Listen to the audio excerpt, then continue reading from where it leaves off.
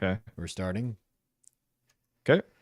All right. We're live streaming today with ErockOnTech. He's a fellow tech YouTuber that he covers, PC hardware, CPUs, GPUs. I have his channel pulled up right here.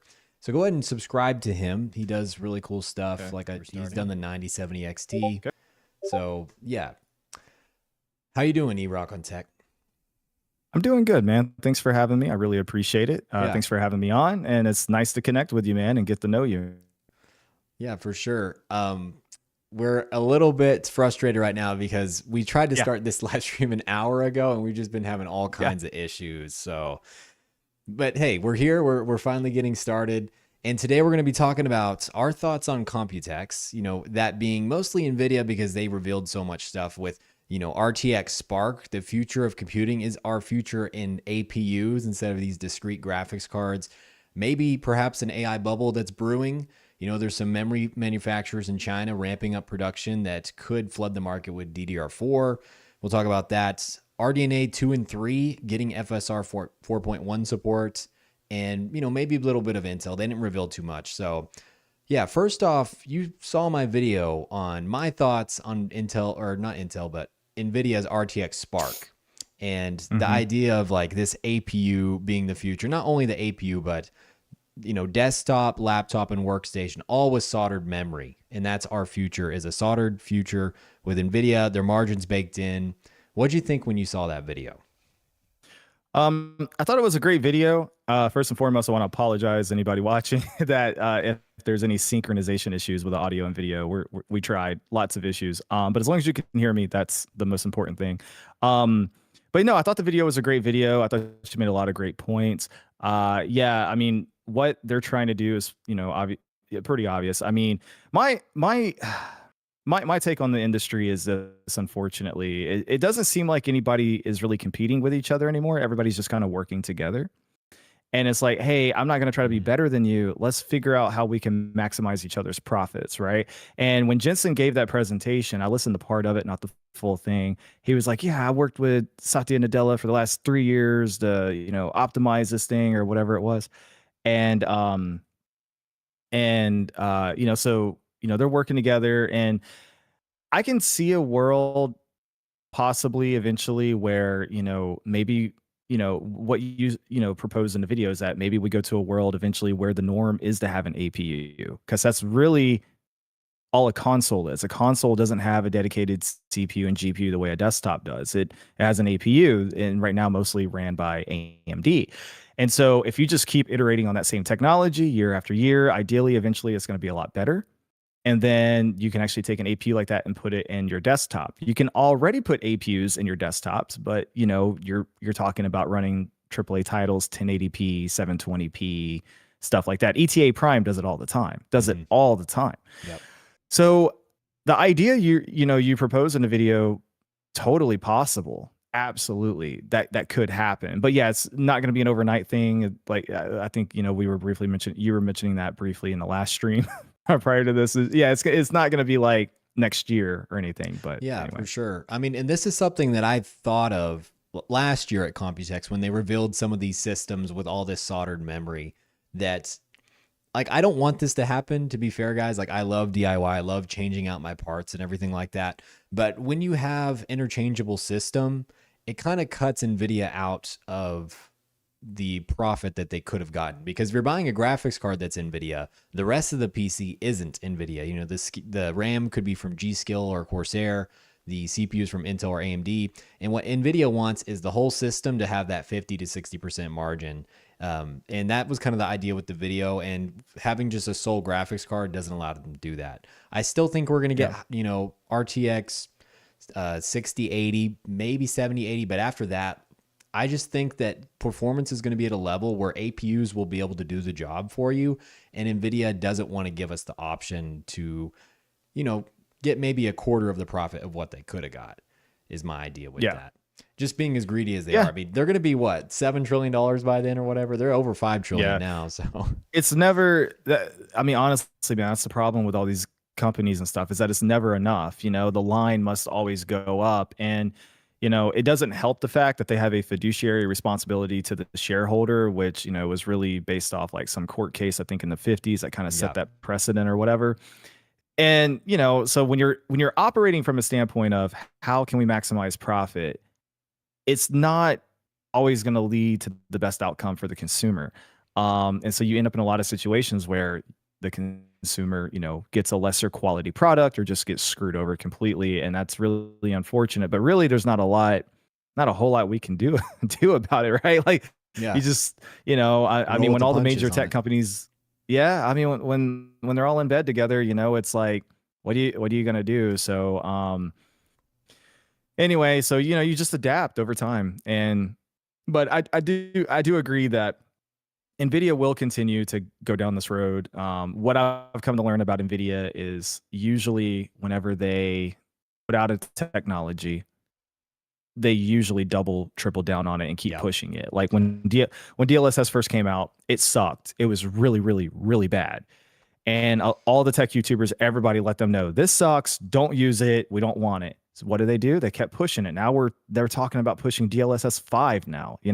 Same thing with RT. When it first came out, almost no game supported it. It wasn't that great. The performance hit was awful. Look at where we're at now.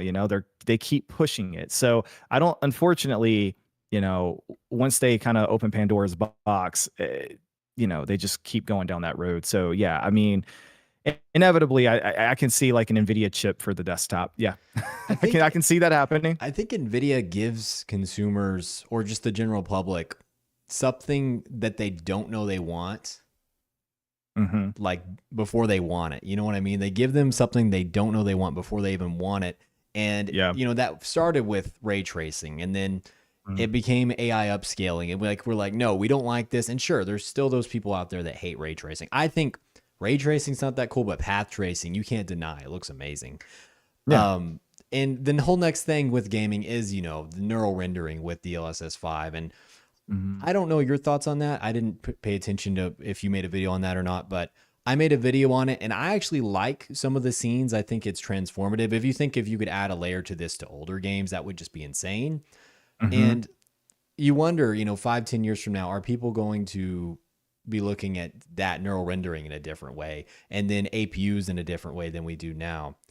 Because they really have their mind share that just kind of, I don't know, it almost brainwashes people. It's like I made this community post. I bought a RTX 5090 for $2,000 8-9 months ago when it was at MSRP. They were actually widely at MSRP at that time, or not widely, but there was a few models at MSRP.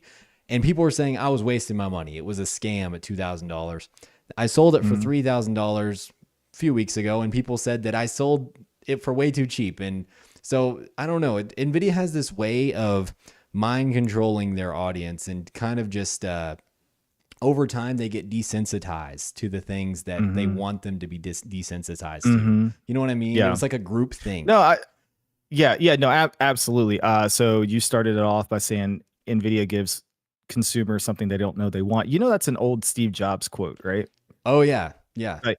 That's an old Steve Jobs And quote. Nvidia's been trying to be like Apple. And in my latest video, like I'm thinking they're trying to be better than Apple. They're trying to reinvent a lot of the things that. Yeah.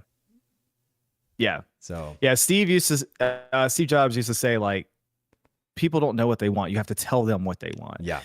Or show them what they want. And I mean, it worked for him. And anyway, but with that being said, there is definitely a mind share thing going on, obviously, with Nvidia and with tech YouTube. I'll tell you right now, man, you can't win, because somehow, like, you amass this following, right? And somehow the algorithm always finds a way to pick the opposite of what you say to come to your channel for the most part. So if you make a video talking about why Nvidia is the greatest thing ever, you will get people in your comment section telling you why you're wrong and why they're not the greatest thing ever. But then if you make a video telling everybody why Nvidia sucks, you'll then get the people who say, well, Nvidia actually created these technologies, and and they'll justify their existence. Well, still better than AMD, and Intel can't get off the ground. And like, you're going to get all those comments. I've gotten them. You know what I mean? So it just, I don't know I mean, I'm not saying YouTube's deliberately doing that, but it's just one of those things that I've noticed where it's like no matter what you say, you're going to get the opposite. But no, definitely, Nvidia has the market share, they have the mind share, they have all the things. So yeah, no denying that. Yeah, for sure. And I would like to ask you a little bit more about your YouTube journey or just what your thoughts on TechTube in general. Sure. But I think we should save Yeah, that towards the absolutely. end, just so we get through these Sure. talking points. Just Yeah, no because problem, I bro. think No you know problem. more than the average person about that kind of thing, just from live streams I've seen with you before and your channel, just talking about it. So I just get that kind of Okay. vibe that you know a little bit more about the whole TechTube game. But Sure. No problem. I'm yeah, happy to no, for share. sure, for sure. Um, JD Tech Mods, which is one of my most loyal followers in the chat here. I want and need a 6090 and 52 core Nova Lake. He likes buying the most expensive things out there. So he's the only one in the chat right now. Feel free to comment, guys.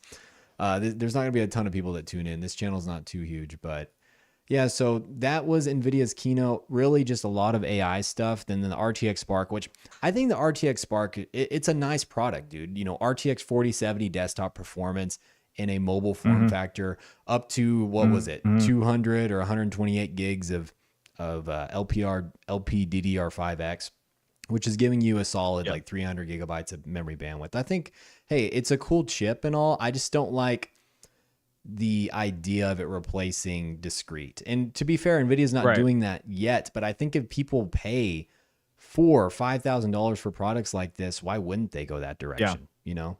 No, for sure. And They're opening up the door for yeah. sure, and they're gonna watch very carefully how many people walk through that door.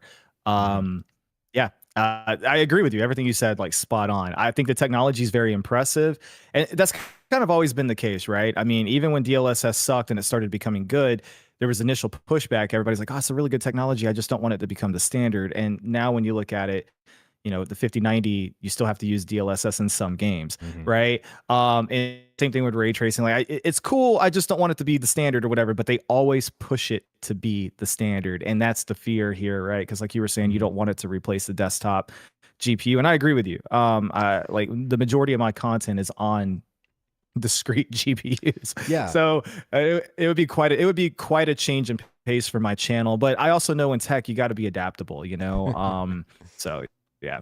Yeah, you said something about if you could restart as a YouTuber on Frog's live stream that Yeah, you yeah, probably yeah, wouldn't yeah, choose tech. And I was like, dude, yeah, same. Because like getting better at editing and like knowing the algorithm and stuff, yeah, it's like, dude, this is such yeah, a niche market that even if you try, you are only going to get a couple, maybe a yeah, couple dozen thousand subscribers, yeah, yeah, Uh, yeah.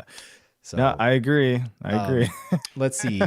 Dr. Blitz in the comments. I'm still saving 10K to go all out on a 6090. That's bold of you to assume that you can even get a 6090 build for 10K in the future, but we'll see. We'll have to see on that one.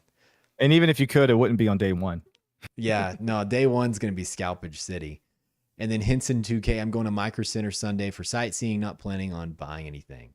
Dude, if I live by a Micro Center, that would be insane because, well, it could either kill my business or make me even better. If you don't know Erock, I do a lot of PC flips. Have you ever seen Tech Okay. Yes City?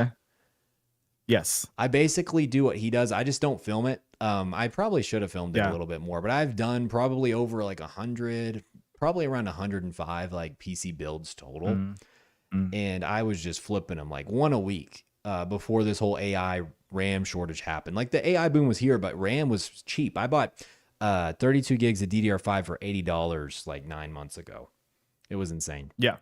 And I would Yeah. just do flips all the time. And that's why I really am impartial to this whole unupgradable future. Like it hits hard for me because I buy used parts. Like I buy used RTX 3070 a few months ago for like $200. I like that because that's great performance. Yeah. Sure, only 8 gigs of VRAM, but if you fit it in that memory bus, it's fine. So that's Yeah. why it hits a little bit harder for me. But so we'll have to wait and kind of just see what's Nvidia's doing with the future of their Mhm. graphics cards and what direction they Yep. choose. If they choose to just leave gamers altogether, because that's also something there is people are talking about, they took us out of their earnings report on their latest earnings, like gaming GPU RTX Yeah. revenue. Yes. I've It's seen just that. like, Yep. dang. So we'll just get the scraps as far as this AI thing's going. But Well, they blended it. So yeah, I mean, it's in there, but it's blended under like a different category now. So it's just like instead of it having like its own line item, they What just is it? merged it. Edge computing or something? Yeah, I think something like that. But yeah, basically they're making it less obvious that they're in the gaming section. Yes, Mm. definitely. And yeah, I do know Tech Yes City. We actually did a podcast like this with Taekwondo on my channel. Actually, we did that last year sometime. He's a cool dude. I've spoken to him a few times. But yeah, Wait, very you talked familiar to with his Tech Yes channel. City? Oh, Yes, sir. cool. Yeah, Cool. Yeah, I'd love to talk to yeah, him someday. He's one of the yeah. I mean, OGs. we can. Yeah, I mean, Taekwondo has more conversations with them than I do, but I mean, I've had a Really? few one-on-ones with them Well, I as know well. Yeah. Taekwondo does a lot of the Um, flips build, so that makes sense they would vibe. yeah. And like I said, I've done a lot of the, probably not as much as Tech Yes City. He does like 5 a week, but I've done a whole lot of Yeah, those yeah. flips, but I haven't done Yeah. any since the whole RAM shortage. And I live streamed a few of them, but like I would live stream Yeah. like every third one I would do. So Yeah, it's well, I mean, I have to remind myself, it's like when I get down on myself, I'm like, I don't do as many as this person. Like it's also like, you got a full-time job and a wife and all that, mhm. and I do too, and I got a kid and he's got a kid, but he's not married and he does this full time. So he's got a little more Oh, time to okay. Well, no, I have a do lot of that stuff. respect for But Tech Yes City. I think I oh think, well, yeah, I've never he's talked awesome. to him. Yeah. I just think he's a cool dude, from what He his is a cool content. dude. He's super chill. He's a super chill guy. It's funny because like he's in Australia, but I get a lot of California surfer dude like Yeah. vibes from him. But he's a cool guy. That's awesome. Yeah. So some people actually, I wanted to talk about that. Well, maybe not on the channel, but I just thought this was I don't see how you get any better than this monitor, in-game monitor is Hmm. MSI's monitor. They brought up Asus, but I'm going to talk about MSI's. It was Yeah, 4K, sure.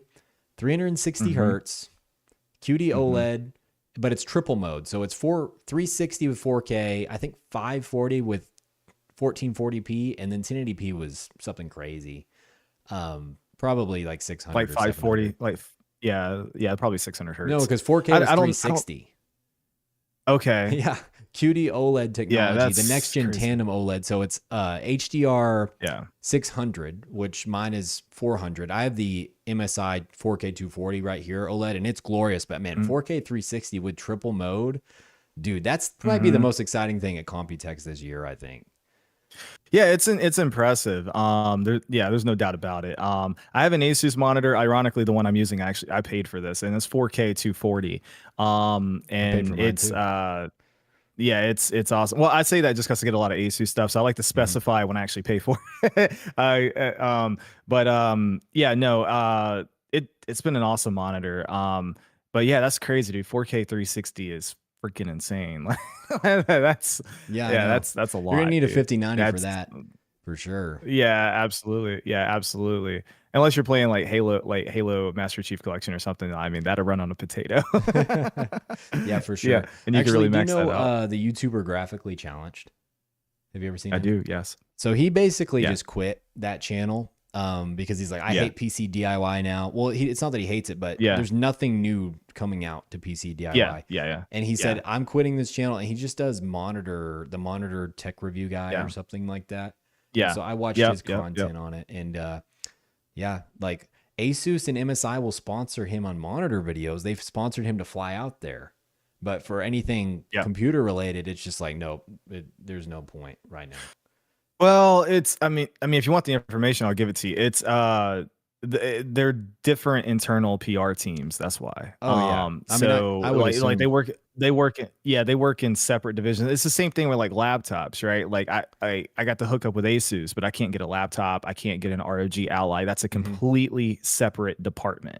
So when I contact when I get in touch with my contacts at Asus, I'm like, hey, I want an ROG Ally. Sorry, bro, can't help you. I can try to put your name on their team, but we've tried it. Yeah, so it's like so I'm not really surprised to hear that about Graphically Challenged. Also, he's very responsive as well. If you ever shoot him a DM on X, he'll respond to you. So No, I've actually, I've I think spoken to him as I've well. reached out to him before, and Oh, you have you? he never talked Okay, back got to it. me. I even comment on his channel Oh, got it. sometimes because I just like I like how he just gets quick to the point and then he's over, and he's got really Yeah. clean B-roll and stuff. And like I appreciate that. Like Yeah, yeah, I yeah. aspired to be like He him in a way, but not. I like to be my yeah. own kind of content, but Absolutely, yeah. You know, he's a cool dude, man. I like he had a little bit of a shtick with you know, the GPU stuff. It was basically I mean, I watched him explode. I watched him go from, you know, 10K subs, whatever, all the way up to where he was. Like I Yeah. watched him every step of the way. And it was during the height of like COVID, and then GPU scalping Yeah. prices, and the crypto mining boom and all that, and then even the post era of that. And he was basically just doing like almost daily GPU news content, but he had that shtick of like, today we're doing, you know, and it's No, just this is like, what he'd do. you This is know, what he'd do. He'd go, yeah, he'd turn around. He's like, hey, guys, GPU news. yeah, Actually, yeah, yeah, pretty much. I very much value, I don't know what you would call it, just like unpredictability, spontaneity. I don't like doing the same thing. I want every video, every time I say something to be different. So each time I make an intro, it's something different. I don't want to say the same thing every time. I'm fine with the outro being like Silicon Yeah, Steak signing out, but I like just yeah, yeah, yeah. it being like a catchy thing that you've never seen before. I don't know. Yeah, yeah, yeah, for sure. I do agree with you on that. It's just sometimes doing a really catchy intro can be hard. Hmm. So like I try to think about, so I always ask myself, I'm like, okay, can I do a skit with this? Which 9 times out of 10, the answer is no, I can't. But if I can do a skit, I try to push it far. Like I don't know if you saw my, not my 5070 Ti review, but my 5070 Ti Strix that I sent to Neuro Cinema. I did a video on that, Hmm. and that was like bonus content. Asus sent it to me for the build, but I unboxed it and I'm like, dude, this is like the cleanest freaking card. I was like, I got to make content on this. I told Neuro Cinema, I was like, you're getting your PC, but I got to make a video first. So I ended up making this this Pokemon intro Yeah, I where saw I that. literally, oh, you saw that? Yeah, yeah. Hmm. So like it was so freaking corny, but it was awesome to film, and everyone freaking loved it. The comments, like they didn't even care about the GPU, they didn't care about the price. I didn't have to get any of the negative comments about it. It was all just like, dude, Erock, that intro was awesome. I've never seen your channel before, but I love Pokemon, and that was awesome. Like it was just a bunch of stuff like that. And then Yeah. even Asus contacted me and was like, hey, that was a pretty cool intro. And I'm like, all right, sweet. Because what I did was I found a website that uses AI that can like recreate famous voices. And I wanted the Pokedex voice because I needed so I typed in the script I wanted, and it just repeated it, but in the Pokedex voice. So anyway, Yeah. um, I think yeah, it's personally, a lot of fun. AI is Yeah, awesome. I like AI. I think AI can do things that we can only imagine like yeah, a person could do or a computer program yeah, could do. Like 10 years ago, AI can do it like that. And I think that's amazing. yeah, A lot of people just want yeah. to say everything produced by AI is AI slop. And I completely disagree. I think that it all comes Hmm. down to like the amount of effort and human touch you give it. Even crafting a Yeah. prompt takes effort, you know? So Yes. I don't Yeah. necessarily agree on the whole AI slop thing, but I'm not going to be sitting here posting like AI generated videos on my channel or anything. For sure. Like, Yeah, yeah. No, there's a massive dude. I get you. I get you 1,000 yeah, percent. Like I think fully AI YouTube channels are terrible, and I think there should be a crackdown on that yeah, there because is. I They're want cracking down to. on it. Yeah, and they are exactly. I was about to say the same thing. But because I think creators like you and I should be elevated above AI. With Yes, that being said, 100%. you said something. You said something that's key. That human touch, right? So I don't know if you know this, but I've talked about it a little bit on the channel, but with everything with my brother and stuff, there was just some time off. But basically, I built an app and I used Claude to help me with it a lot. So when I first switched to PC gaming, having like a massive Xbox background, the one thing that kind of killed me and I never understood was I'm like, Microsoft owns Windows and they own Xbox. Why are they not blending these things together for like a more cohesive gaming experience? I've always Yeah, wondered that for years. And so I was like, dude, this is the PC world. Like there's modders. Surely somebody has like built like a console UI. And for the most part, the answer was no. And except you have things like, I think it's called Play Night where you can skin it. And I'm like, but I don't want to put a skin over top of Steam or some other. I want an actual thing. So I actually built from scratch the Xbox 360's NXE oh yeah, dashboard, new Xbox experience. And I briefly demoed it on the channel in that big 97 EXT video I did. hmm, And I'll be releasing that soon. And I'm super excited for it. But the reason why I say all that is because, like, I went through, like, I have a software development background. I started writing the code for it myself between trying to run the channel, having a wife, a kid, a mortgage, a full-time job. I'm like, dude, this is going to take me like 10 years to do this. So I decided, like, I mocked up everything. I knew exactly what I wanted. I had drafts, I had pictures, I had music, I had everything. And I started outsourcing it to developers. Bro, I went through 4 different developers and like almost $2,000. Wow. And they could never make it for me. So finally, I tried Claude, and using a combination of Base 44, which is another AI that's really good with like UI. I started with Base 44 to get the UI template, exported out the template, went over to Claude, and just started vibe coding the hell out of it. And I worked on it religiously. I mean, religiously, dude, probably 60 hours a week for 2 weeks straight. And I literally recreated the entire the entire dashboard. It's even connected to a server. There's a full friend system. Like, I can send it to you. You can open it on your PC right now. Dude. It will automatically scan your library, your Steam library, and then you can say, I want to add Erock as a friend, and you search for me, add it, and then we can send messages. And if enough people sign up, then I'll go the extra step, and I'm going to create Xbox Live Party Chat and all that. But before I invest money into bigger servers, I want to make sure people are interested. But yeah. No, dude, that's awesome. I love stuff like that, like community made projects. And I think if you added that to Linux or something, there's a lot of Linux pros that they just want a gaming machine. Yep. And they just cut out Windows. And I've been watching videos about that. Like I mentioned on Frogboy X1's gaming stream that, hey, AMD GPUs for Linux, I can see the use case there because you can't even get Nvidia drivers in Linux, right? But there's a lot of people that make gaming boxes for their living room, and that sounds like an awesome, like just a OS or a UI that you could use just for gaming. Because let's be real, Windows is annoying.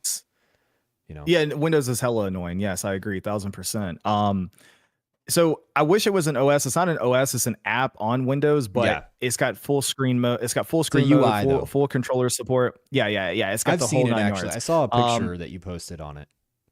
Yeah. So I mean, I'm really passionate about it, and it's one of those things where like every time I've shown it to somebody, they freak out and they're like, "Dude, this is amazing." I've even had people emailing me, "When can I get this?" But the real question is going to be like when I actually release it, how many people are going to use it? And the thing is, it's like, I'm not looking to get rich off of it or anything, but like I haven't opened channel memberships yet. I want to, and I want my community to have a legitimate benefit outside of, we just want to support the creator, join my Discord. Like, I actually want to offer them something that's not a t-shirt or something. So but mine's $1 like everybody $1. Yeah. So I'm going to have 2 tiers. I'm going to have 2 tiers. It'll be $1 for Discord. It'll be $3 for the app. And if you cancel, you got the app forever. You never have to pay me again. If you keep the subscription, you'll get monthly updates with new themes and features and all that stuff. So that's awesome. Anyway, that's the plan. I'm sorry, I'm not trying to take out an ad on your channel. I apologize. But you're good. But that's the overall goal and roadmap and stuff. But yes, Linux is on the roadmap, but I need to launch it and see what the initial rollout looks like first. Yeah. Real Tech Geek. Speaking of members, there you go. You just got one for 4 months. Yeah, I think that he's already been a member, but I think he renewed it for another 4 months. So thank you for that, Real Tech Geek.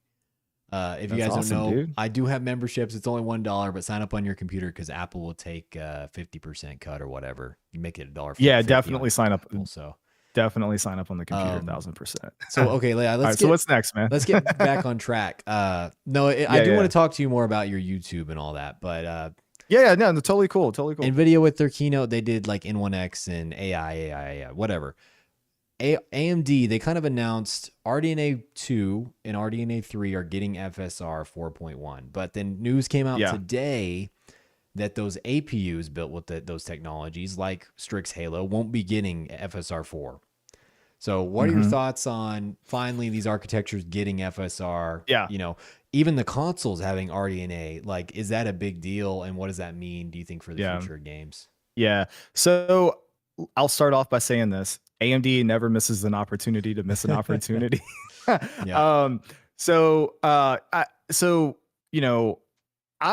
I really like AMD a lot. I mean, I really love their processors. Obviously, the Radeon division needs a lot of work, and I don't really understand. They've gotten better. They've gotten a lot better, but I just don't understand the disconnect. Like, how can Ryzen sell so well and be such a fan favorite? Even if you prefer Intel, like, you can't deny like how far Ryzen has come, right? Meanwhile, Radeon just keeps stepping on rakes. And anyway, that's a whole different conversation. But yeah, so the whole thing with them not supporting Strix or anything, like I don't get that. Like, why not? But in terms of and it's just that's just another opportunity for them to just get bad publicity, which is something that they just don't need. You know what I mean? They've had plenty of that. So I just think it's just bad marketing and all that. But in terms of FSR 4 finally coming to 7,000 to 6,000, what I would say to that is it's about time, right? And it sucks that it took so long for. I even made a video on the channel talking about, this is the biggest problem with AMD, or this is why everybody's mad at AMD, and it is mostly just focusing on the fact that if you got a 9000 series GPU, you're fine. But if you have an older GPU, AMD was basically like, who are you again? New phone, who this type of deal. And I think in that video, I even talked about, if I remember, I think I even talked about in that video how, say what you want about Nvidia, good, bad, greedy, not greedy, whatever. But I mean, bro, the 2080 Ti is even getting support for the latest DLSS models within reason. Like it can't do everything, obviously, because there are certain hardware factors that go into that. But it's not running the same DLSS model it was running when it released. Yeah, and that's something I've said. Like, you hear fine wine so much with Radeon cards for some reason, but let's be real. RTX has had the greatest fine wine in pretty much all of GPU history. If you think about it, how old is How old is Turing? That's almost 10 years old, and it's 2080 Ti is still perfectly usable. Yeah, totally usable. I actually, this past year, I talked about it on the channel with Danny and Taekwondo actually. And I just haven't finished it yet. But right behind me, I got a 9900K and a 2080 Ti because I wanted to recreate I watched that live stream where you just said, "I want the box, man. Send me the box." Yeah, he did. I got it. Oh, you got the 9900K box? Yeah. He sent it over to me. 1 second. All right. So yeah, he sent me the box, and then I had to actually buy buy a CPU for it. But there you go. Yeah, I mean, this box is freaking awesome, dude. Like, anyway, so it helps to know people sometimes. Like when Taekwondo was just like, bro, I got the box, I'll just send it to you. I'm like, really? Like, you'll just, because I mean, people sell these boxes for $50 a pop on eBay. So the fact that he's just like, bro, I'll just send it to you. But I mean, we're cool. I mean, him and I, like, we're more than just tech bros at this point. Like, we're actual friends. I mean, we talk, like, we'll talk. Like, I got his personal number. We'll talk outside of Discord, and yeah. We'll talk outside of Discord, and I've sent him he did a video on his channel. I sent him a box of just like random PC crap I had in my closet. Awesome, I'm like, I got to get rid of this, and it was just a lot of. Yeah. But I mean, like, the one thing I will say about the tech community is that the longer you do it, the more connections you'll make, and you'll start to realize, okay, there's some people that are just out of reach. Like, you're never going to talk to Linus or Jay or anything like that. But, but it's like, you can connect with people like Tech Yes City is a big channel, but he's totally approachable, and you can contact him within reach, right? Gotcha. And like, you can, I'm not really big or anything, but you can talk to me, you can talk to Danny, like all of us are pretty approachable. I felt like I couldn't really talk to you guys. I actually reached out to Danny a couple of times because Danny was one of my favorite tech YouTubers before I became one. I would watch him all the time. Yeah. And he did respond. I asked him if he ever wanted to join like a live stream like this, but this was like a year ago. And he said he might be down, and he said that he would probably talk to you guys about me to see if I ever could talk with y'all. But no, he just said he was busy and stuff. But yeah, it's cool. It's cool to meet you. And like, I actually wanted to go to CES next year, mainly because new motherboards from Zen 6 and Nova Lake. I think that's going to be very interesting, but also to meet other tech YouTubers and meet contacts like Asus, because I have a contact at Asus, but they've never sent me anything, and I don't think they ever want to, which is fine. But I just kind of want to meet different vendors to see, like, hey, what can I get sent to the channel? Who's your contact? Is I think it's JJ? Anthony. I don't know Anthony. Okay, yeah, you need to get in contact. Oh yeah. Okay, yeah, I don't talk to him. Yeah, JJ and Samir is what you want. I mean, I can put you in contact, but I mean, we can have a conversation about that offline if you want. And I don't really want to try to like squeeze my way in with them or anything like that. Like, I only want to work with them if they want to work with me, and I'm cool with. I'm cool with just doing my own thing on my channel. I don't really see a Yeah. reason to send a product right now, anyways, if no one's going to buy anything. But once things get Yeah. better, it would be nice if things get Yeah. better. Yeah. Well, I mean, the only thing I would say about that is one, I totally like it's a double-edged sword. I'm not gonna lie to you. Mhm. On one side, I used to like when I was in your position, I used to say, man, if I could just get review samples, that would be amazing. Now, when I said that to myself, I wasn't thinking if I could just get ASUS samples. I was thinking Nvidia, Intel, AMD, and all that. But ASUS is like the only one that was willing to really work with me based on my channel size and stuff. And it was for the quality of my videos. Like JJ at ASUS was literally like, he's like, you do something that other people don't do. He's like, you got good quality for your size. You're a one-man team and Yeah. you're able to put out stuff like that. You're detailed oriented. You respond to comments. Just basically grassroots where like the bigger channels have lost that. But the downside to getting review stuff, I'll be honest with you. At first, it's cool and it's a high. And then it's not that you take it for granted, but you just get used to it. And then it becomes more work. So the box shows up and you're like, oh, cool. That's another video I got to make. That's another I mean, I 8, totally 10 hours of work. Yeah. I totally get it's you. a lot of work. Yeah. Because I do get things sent to my channel, just not computers always. Like I've gotten desks and chairs, and I love that. I love being able, and it's usually like setup oriented, the things that I get. Yeah. And I understand what you have to mean, like, oh, I got the thing, but it's not actually free because it does take time to produce a high quality video. And my camera just turned off for some reason. Yeah, I was gonna say you just went black. Let's see, it turned right back on.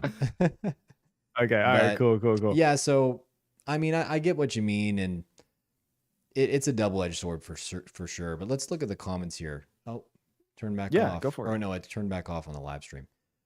Planner Channel says ARM is cringe. Why is that? And also someone said that the new 3DS modding community made a port of Halo. Is that what they said? That's crazy. I haven't seen it. Yeah, it's new crazy. 3DS modding. I haven't seen it. Halo earlier in there, and then the thing I saw about Halo, I thought they was talking about Halo Strix. Oh yeah, maybe that. I probably mixed up some words. Support Silicon Steak for $1. I don't want anything else for $1 other than make Silicon Steak suffer and watch him. Nice.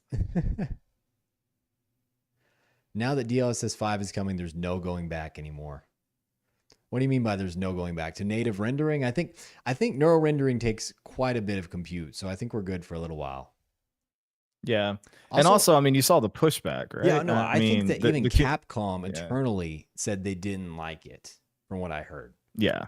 Yeah. So yeah, no, I heard that as well. Like I saw an article where they were talking about how supposedly like the team didn't know that the new Resident Evil was going to be featured like that. Yeah. They didn't get to see the final render before it went live. So yeah, because I mean, it's one of those things where there's two sides to the coin, right? Like on one side, I'm not with everybody that's like, it all looks awful. It doesn't all look awful. Some of it was a noticeable improvement. I'm like, that actually looks okay. Yeah. Some of it did look bad, but some of it, I'm like, that looks okay.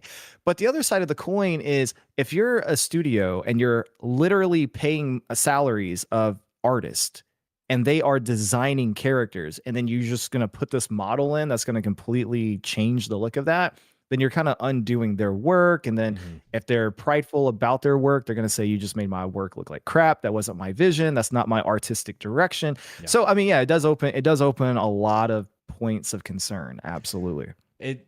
What comes to mind is that meme with Mario. It's like Peach is talking to him. It's like, focus him. When it's like Unreal Engine 5 Mario. It's like it's Cyberpunk. It's all about the genre of the game, right? If the game is supposed to have cartoon graphics, getting realistic graphics isn't going to look right. You don't need to see the pores on Mario's face or anything like that. Right. No, but, absolutely. Yeah, absolutely. So I think, for your Resident Evil type games where you want it to feel real and like have that sense of horror, I think it's a good thing. I think it's cool. But for other games, maybe like Hogwarts Legacy, I think it's almost kind of dumb. I thought that granny in Hogwarts Legacy did not look good at all. But yeah, no, I agree. Yeah, I mean, comes I mean, you're right. You hit the nail dead on the head. You got to look at the game, you got to look at the genre, you got to figure out, okay, what is the goal here? Like, what Mhm. are we trying to create? Um but yeah, I mean, it's just, but also, I mean, like you said, it takes a lot of compute to pull that off. A So whole lot. They were using it, 25090s for that. yeah, yeah, it's gonna. I think we're a lot further away than what people realize. Whatever they end up releasing, if they end up releasing it later this year, which they claim they will, I think it's gonna be a dumbed down version of whatever they demoed. I think this is gonna be. I think this is a prime example of your classic E3 stuff. You remember back in the day Yeah. when E3, like towards the end of E3 when it was really It bad, wasn't even you would always get gameplay. It these. was just a Yeah, tech demo. yeah. Yeah. Yeah, you would get these awesome, insane tech demos, and you're like, dude, this game's gonna be amazing. And then you would buy the game, and it was nothing, Yeah. nothing like that. So I think that's what just happened to us. I think they showed off DLSS 5 as like some massive tech demo, but when it comes out, if it still comes out, I think it's gonna be a cut down version for sure. But that's just my opinion. I mean, it's an educated guess. Nobody knows the future. We'll have to wait and see. Yeah, for sure. Planner Channel responds again. Cobb from the Discord. He's saying ARM is cringe because it's slow. The thing is ARM slow? I know that the CPU cores in the N1X or the RTX Spark or whatever are a couple years old and they don't really match single threaded or multi-threaded of current gen AMD or Nvidia chips. But like the speed of them and the efficiency, it's a big debate, right? I I don't know. Like, are ARM chips that much more efficient than x86? I don't think the Qualcomm X Elite or whatever it is that much better. I think it beats Panther Lake maybe by 30 minutes in battery life or an hour. So that's another question I have is like, why is Microsoft so keen to switch to ARM? Just for more competition? I Or don't. I don't know. Yeah, I don't know. That's a good point. I don't know their end goal with it. I'll be honest with you. When it comes to ARM, I'm like a fish out of water with that. I haven't overly looked into it. Okay. Just cause I'm like, so my thing is like, my thing is with tech. I have my moments where like I'm looking into everything and I'm absorbing it. But now as like I have more experience with tech YouTube, I really just kind of figure out, I'm like, okay, that's something I can talk about that's relevant on the channel. That's something I'm legitimately interested in. This actually impacts gaming or my PC or whatever. And I just kind of keep it in that wheelhouse. With something like ARM, there's a future, there's a tons of potential with it, but it's also like not something that directly impacts me right now. Yeah. And I know with my audience, like I literally have no one commenting or asking me about it. So I just haven't really looked into it, if I'm being honest. I think your audience is, and this is me too, but I think your audience is a little bit more interested in actually gaming, where it's kind of weird. My audience is just interested in bigger number, better on benchmarks and better hardware, bigger heat sinks, higher clock speeds. And that's kind of me, where sometimes I don't even want to game. Like, I won't even game, but I just want to look at my PC and be like, that thing's glorious. Like, I like compute. I like learning about science and Yeah. learning about like photonics computing or quantum computing or just the Yeah. future. I like hearing Jensen talk about AI, even if it's not regarding gaming. Like, I just think it's cool. A passion of mine is computing in general. It doesn't have to involve gaming. I just think gaming's cool too. So I will. Yeah. No, that's cool. I'll man. buy something like a 5090 and maybe not game on it and just like run large language models or maybe just look at it and like, oh yeah, it's got 512-bit bus. And that's kind of like my hobby. But I do game, but I would just go through spouts of not gaming for a while. And right now I'm just No, gaming on I get it. Switch, so Yeah, no, I get it, dude. I get it entirely. Yeah, no, I mean, when I started my channel, I never intended, like, I always wanted to do something around gaming, but I didn't want to make it an entire gaming channel. I still wanted to talk about tech a little bit, and then that's when I, really kind of realized, I'm like, oh, like you can do the Linus approach or the J approach, whatever. Like, you do PC builds, but kind of center it on gaming. And that's kind of what I've done. There's some videos that are more hardware related, but I do try to always tie it back to even if it's just for a few minutes in the video where it's like, here's your benchmark numbers, or this is how good the game looks, or these are some of the, settings you can use. I'm actually thinking I'm going to probably get back to just doing some basic content for people. That's like, building a PC in 2026 for beginners, PC gaming for beginners in 2026, something like that. Because I did like things to know before you become a PC gamer many years ago, And I mean, now looking back on it, the numbers on the video are not that great compared to what I would do on it now. But back then, when I was like itty bitty, like you're talking less than 1,000 subs, the fact that it went on to get a few thousand views for me, that was freaking huge. Yeah. So I still interact with people on a daily basis, man. They just do not understand the basics of PC gaming. They just don't get it. You'll be surprised at how many people play games on the PC, but cannot tell you where that game's installed on the PC. I'm dead serious, dude. So sometimes it helps just have a basics video. Okay, you just reminded me, and I have a weird sense of humor. There's this guy named Ross Creations on YouTube. He's a huge YouTuber, millions of subscribers, and he's a comedy guy. And he got this guy to repair his computer, and he filled it up with canned baked beans. Okay. And then the guy opened it, and all these beans come out. He's like, "Why is my computer not working?" He's like, "It's filled with beans." He's like, "Is that the graphics cards?" And dude, I'm gonna send you that video. I could not stop laughing. It's just, that your average person doesn't know what a graphics card is. They don't know what a motherboard even is, to be honest with you, or a CPU or RAM. I could tell you that because selling PCs, flipping PCs, if somebody brings it home, they don't even know how to turn it on or plug it in sometimes. I cannot tell you the amount of times I've had people plug it in, the HDMI into the motherboard, even though I tell them not to, right? Instead of the graphics card. Yeah. So, yeah.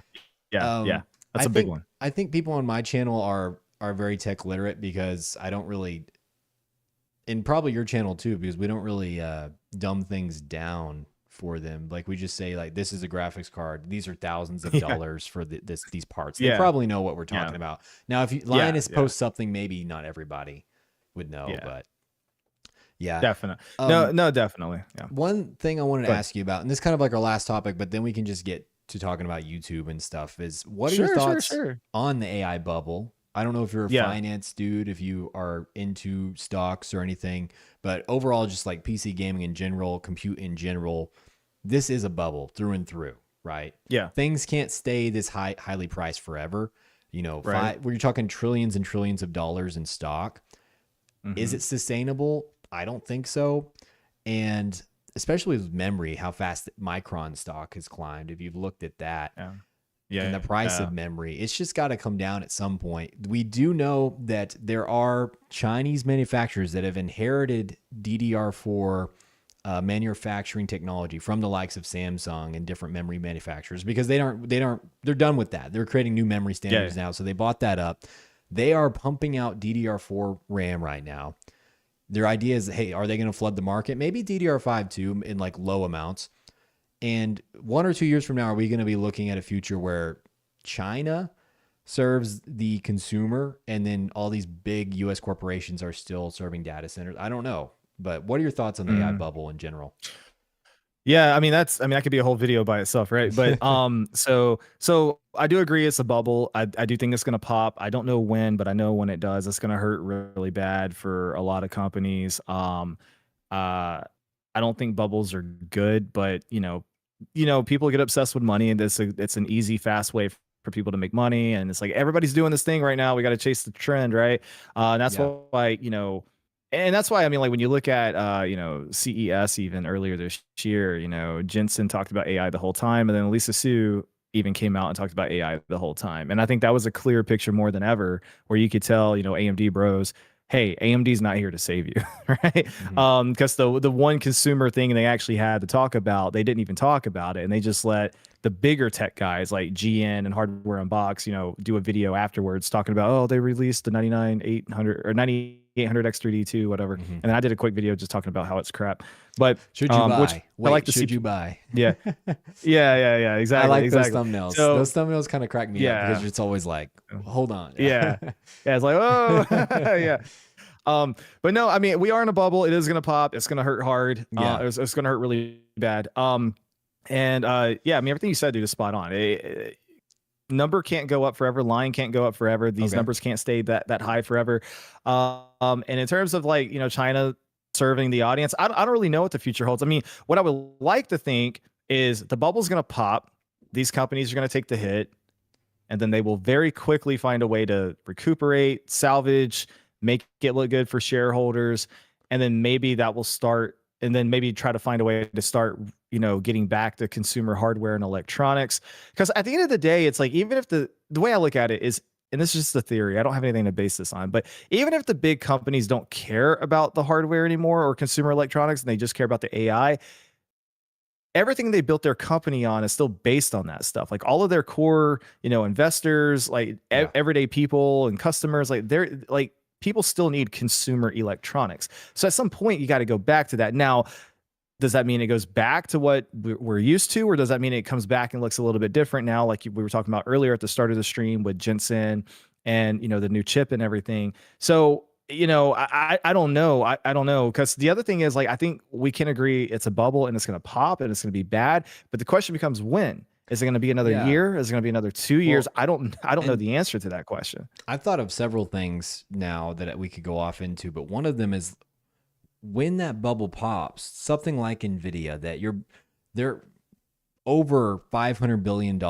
in revenue projected this year, maybe like 600-700. Like, you're almost getting to $500 billion or over $500 billion in revenue, which is insane.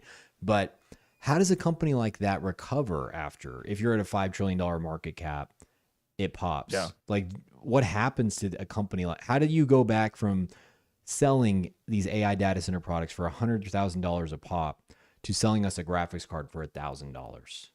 Yeah, because that's where Nvidia started, right? Yeah. I don't think there's ever, like, for Nvidia specifically, I don't think there's ever any going back to that low on the totem pole in terms of just like, hey, our core money comes from GPUs to the consumer.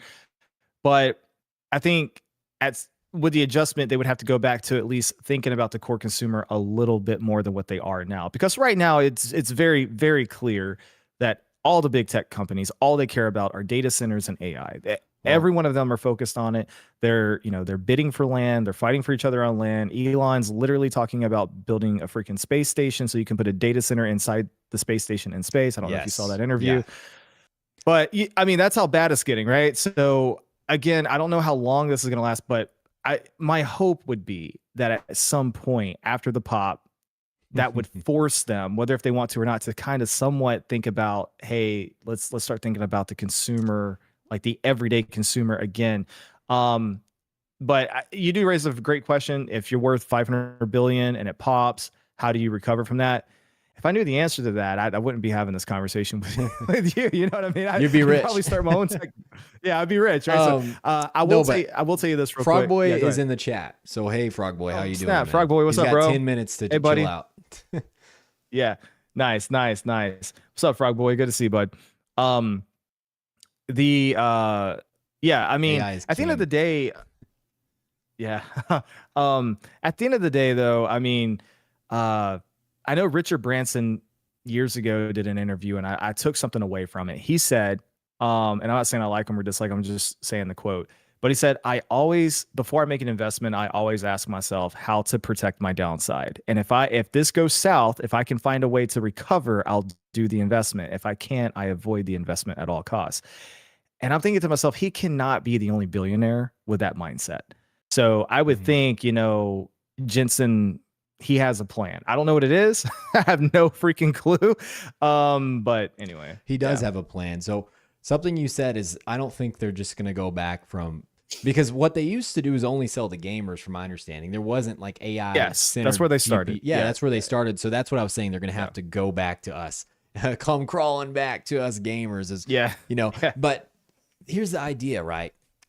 GPUs aren't actually ideal for AI. I don't know if people know this. GPUs were never designed for AI. They were designed for graphics processing unit, for a parallel task, right? And that's what your monitor's good at. Yeah. And it so happens to be that AI needs to be,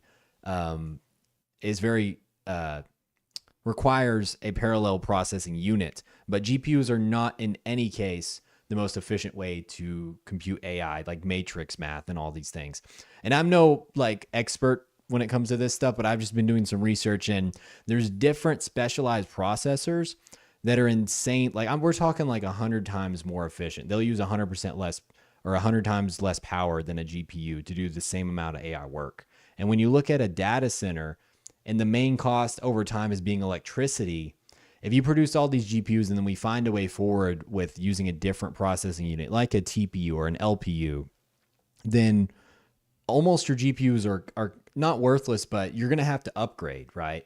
And what I'm saying is Nvidia doesn't shift to that other segment, then no, they won't be selling back to data center. They're going to have to come back to gamers, but they actually have already started investing in different segments. They bought this company called Grok, which makes LPUs. Like they just totally overpaid for this company, and it's in their latest version of their Vera Rubin GPU chip. So they have like a chip here. It's like GPU processing. They got the CPU over there. Then they got the LPU, and all these different chips are specialized at doing what they're great at. And that's what NVIDIA is doing now. But GPUs are not going to be the main use case for AI forever, is what I was saying. So they are going to have to shift that back to gamers at one point.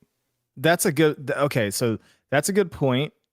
You've done some research on it. I think that's awesome. I know you said you're a big research guy. That's awesome. No, I love that. And I appreciate you sharing that. That kind of reminds me of what happened with the crypto mining boom. It's like, hey, we're going to use GPUs and then we're going to go to proof of stake. It's exactly the same thing. So it just seems like GPUs are always like, whenever something is booming or starting or trending, it's like, we're going to go to the GPUs first because that's the most power we can get. But good at general parallelized compute. Like they're kind of like a CPU, how a CPU can do, like you can brute force a Threadripper to run Crysis.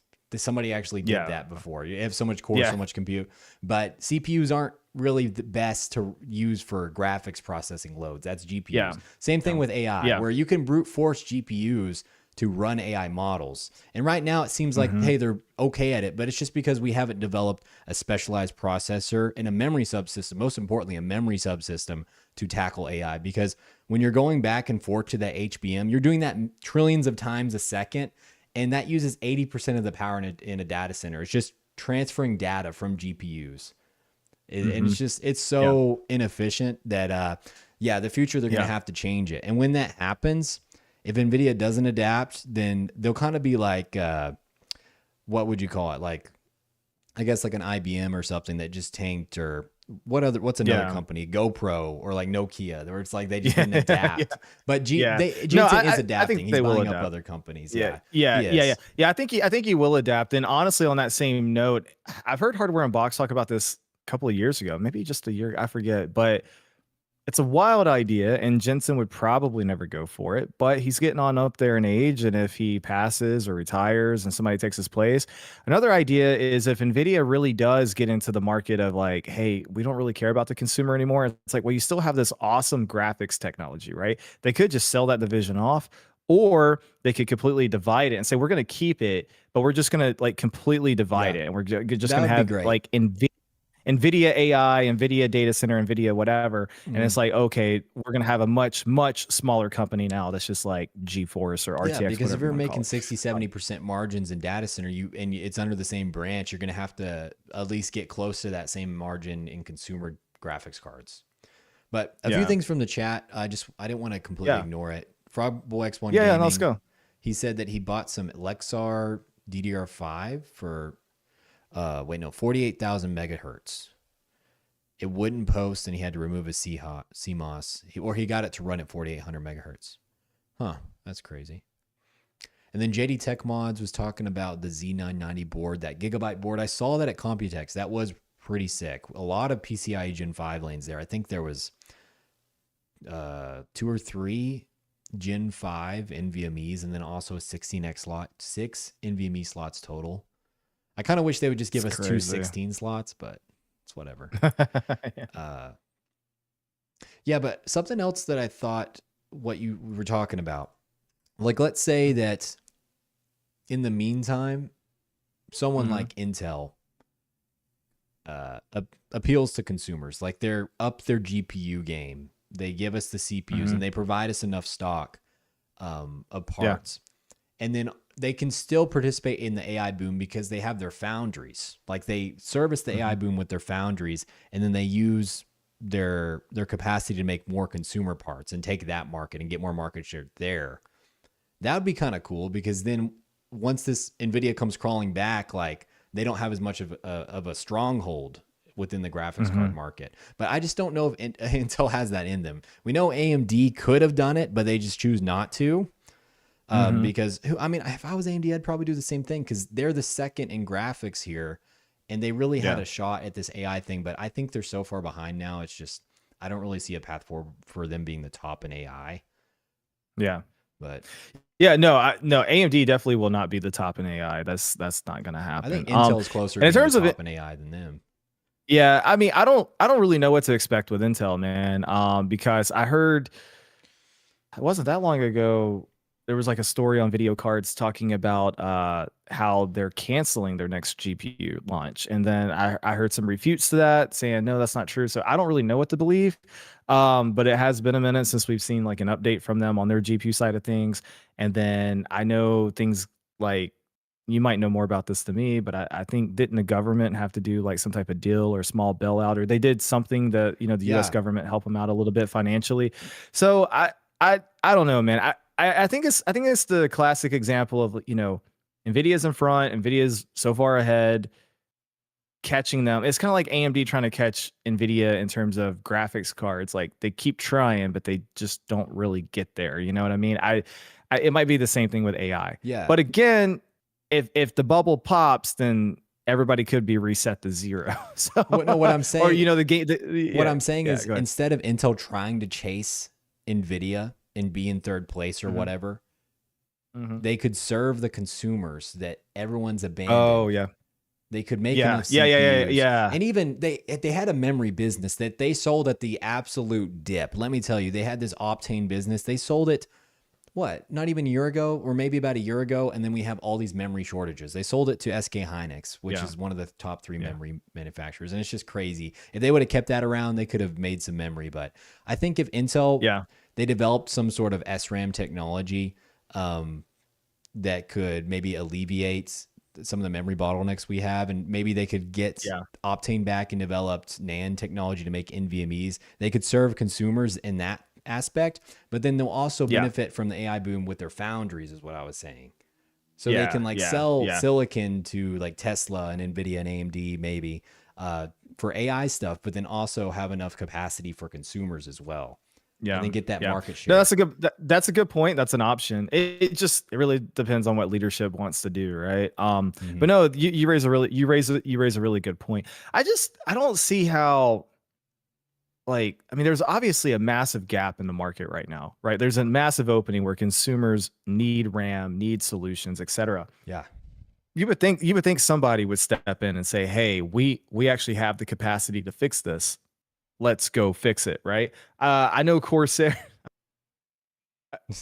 solution. DDR5 went for the longest time has only come in 32 gig bundles, right? Like you get two sticks, 16 gigs each. Well, Corsair is now offering 16 gig bundles where you still get two sticks, but they're 8 gigs each. And to my knowledge, I think they're the only. They just started doing this, and I think they might be the only company offering it right now. No, And that the was their 8 gig solution. sticks for They're not DDR5 have been around for a little while. I had a few months and months okay. ago. I've Mm, used in a build, but there is this okay. new standard called HUDIM, where instead of Yeah. a Yeah. 64-bit or two 32-bit bus Yeah. on a RAM, it's only a 32-bit. So you get Yeah. half the memory bandwidth if you use two sticks. Does that make sense? Only half the chips are on the Yeah. board, and Yeah. that Yeah. kind of Yeah. sucks. Like, why not just use one stick instead of having two sticks? I don't get Yeah. me, because if you have Yeah. HUDIMs, then you're just, even if you fill up all your slots, you're just gonna get half the memory bandwidth. Yeah. But Yeah. And see, that's just one of those things where it's like I got I probably got a good 7, 8 kits of DDR5 laying around just from all the builds I've oh done. So just like after, I got everything. I got all this before the shortage, before everything happened. So, once the shortage happened, well, even before the shortage happened, I wasn't looking at any 8 gig sticks or anything. I'm like, yeah, I was yeah, like, it's just I need more than that. But and then the shortage happened. I'm like, well, I'm not buying anything now. And then I just saw that article literally yesterday about Corsair offering. So maybe Corsair's late to the game. I don't maybe know. I'm Maybe that's what it mistaken. was. Let me look that up, because maybe No, that was DDR. you're probably right. I mean, it really doesn't matter. But you're probably right. But still, it's just going back to the original thing that we were talking about is like there's a gap in the market, obviously. So like you would think somebody would try to step in and fill that. And surely not everybody's just going to run for data center town, But Yeah. maybe I'm wrong. I don't have all the answers. Otherwise, I'd be more successful. So Well, I mean, like, would you rather It's hot in here. Would you rather them come out with refreshed products at a higher price like AMD did, 5800X, Yeah. 10-year edition or whatever it Hmm. is. It's not. It hasn't been Yeah, 10 yeah. years. For It's been 350, 10 which years. has It, it it been was 10? 10 it was 10 years for the AM4 platform. That's what they were Oh, okay. celebrating. That's it. Yeah, And that's and, it. and it's the 5800X 3D was like the last like king of the hill chip that they released Yeah, for that it's the platform best before they went to gaming AM5. CPU on Yeah. that. So it's Yeah. Yeah. 350, which like I don't want to say is an outright scam or anything, because it's not. Like if you're stuck on that platform, Yeah. that is a way out, and that will max out Yeah. all the Yeah. way up to probably Yeah. RTX. I would want to say 4070 without issue, but that seems like a lot when you can get something like a 270K 24 core with better gaming performance for less money. Yeah. I know it uses Yeah. No, it is. DDR5, Yeah, but yeah, it is a lot of money. No, there's really not a lot of defending it. I will say I saw. I'm gonna make sure I get this right. I think it was Danny's video. Danny made a yeah, quick he made video one on the 50. about it. Yeah, yeah, and I was reading his comments on it, and a couple of the comments were very quick to point out that, hey, I'm still on AM4 and I've been looking for a drop-in upgrade. Like this is the way I can get the Well, most performance without yeah, having to build a whole new system. because they've been Because scalping those X3D CPUs. yeah, yeah, yeah. So what happened was so AM4 is 10 years old and it's a really long running platform. And that's Yeah. one reason why a lot of people love it. And of course, like it started off rocky like everything, but midway through it found its stride and then it was just humming along. It was doing great. And then they went to AM5 and there was problems there and I made videos about that. But once they went to AM5, they slowly and surely started discontinuing things, and they discontinued the 5800X 3D, which was the best gaming CPU, obviously, because they're trying to push people to their new platform. It makes sense. This is all obviously before the big AI data center stuff. So, but then you're right. They started scalping the 5800X 3D, and now we're in this crisis where people want upgrades, they need upgrades, but they can't afford it because either A, there's just no RAM available, Yeah. or B, if it is available, it costs way more money than what the average person can justify or even afford. And so they're like, well, I'm just going to sit where I'm at. And so AMD, their marketing pitch with it is, well, hey, we got a drop in solution for you. Bam, we're bringing back King of the Hill 5800X 3D for the AM4 platform. And a lot of people online are buying into that narrative from the bubble that I'm in that I've read, where they're like, yeah, like this is awesome. I've been trying to get my hands on an X3D and I'm not going to pay these scalper prices. With that being said, 350 is still too much for it. It's a 4-year-old CPU. The platform is 10 years old, but the CPU itself is 4 years old. And it launched at 450. So originally. So you're telling me after 4 Yeah. years of dying and coming back, the best you can do That is take node off is cheaper. $100? That node is cheaper. It Yeah. has to be. Yeah. Yeah. Yeah. It's ridiculous. It's a stupid price. Now, and then here's the other thing. And this is also where, in my opinion, it gets a little dumb. For the same price, they have a 7700 X3D Yes. for AM5. And it's way faster. But yeah. But also it's kind of dumb because they're still offering the 7800 X3D. And a 7800 X3D is only like 40, $50 more. And it's a higher clocked CPU. And that's kind of like, as much as I love Bro. AMD Ryzen processors, that's kind of always been a problem I've had with them is I feel like they just release way too many SKUs. It's just like they have too many CPUs at every single freaking interval, and then they'll have an X and a non-X. And now what they're doing is the X3D used to be the special edition CPU. It was like they only offered one. You could only get one. Now, what they're trying to do, if you've noticed with the latest pattern, is they're trying to fill every gap. They had the X and non-X CPUs, and then they had like one X3D. Now they're like, well, X3D is so popular, let's try a second option. And then they did a second option, and then people started buying that. And so now they're like, screw it, we're just going to put an X3D at every price point. Because not only did they just announce the 7700 X3D while still offering the 7800 X3D, they're also now talking about later this year potentially releasing a 9600 X3D, which keep in mind, it hasn't even been a year since they released the limited edition Micro Center only 7600 X3D that I put in my brother's build. So they're trying to do, X3Ds at basically every price point along the way.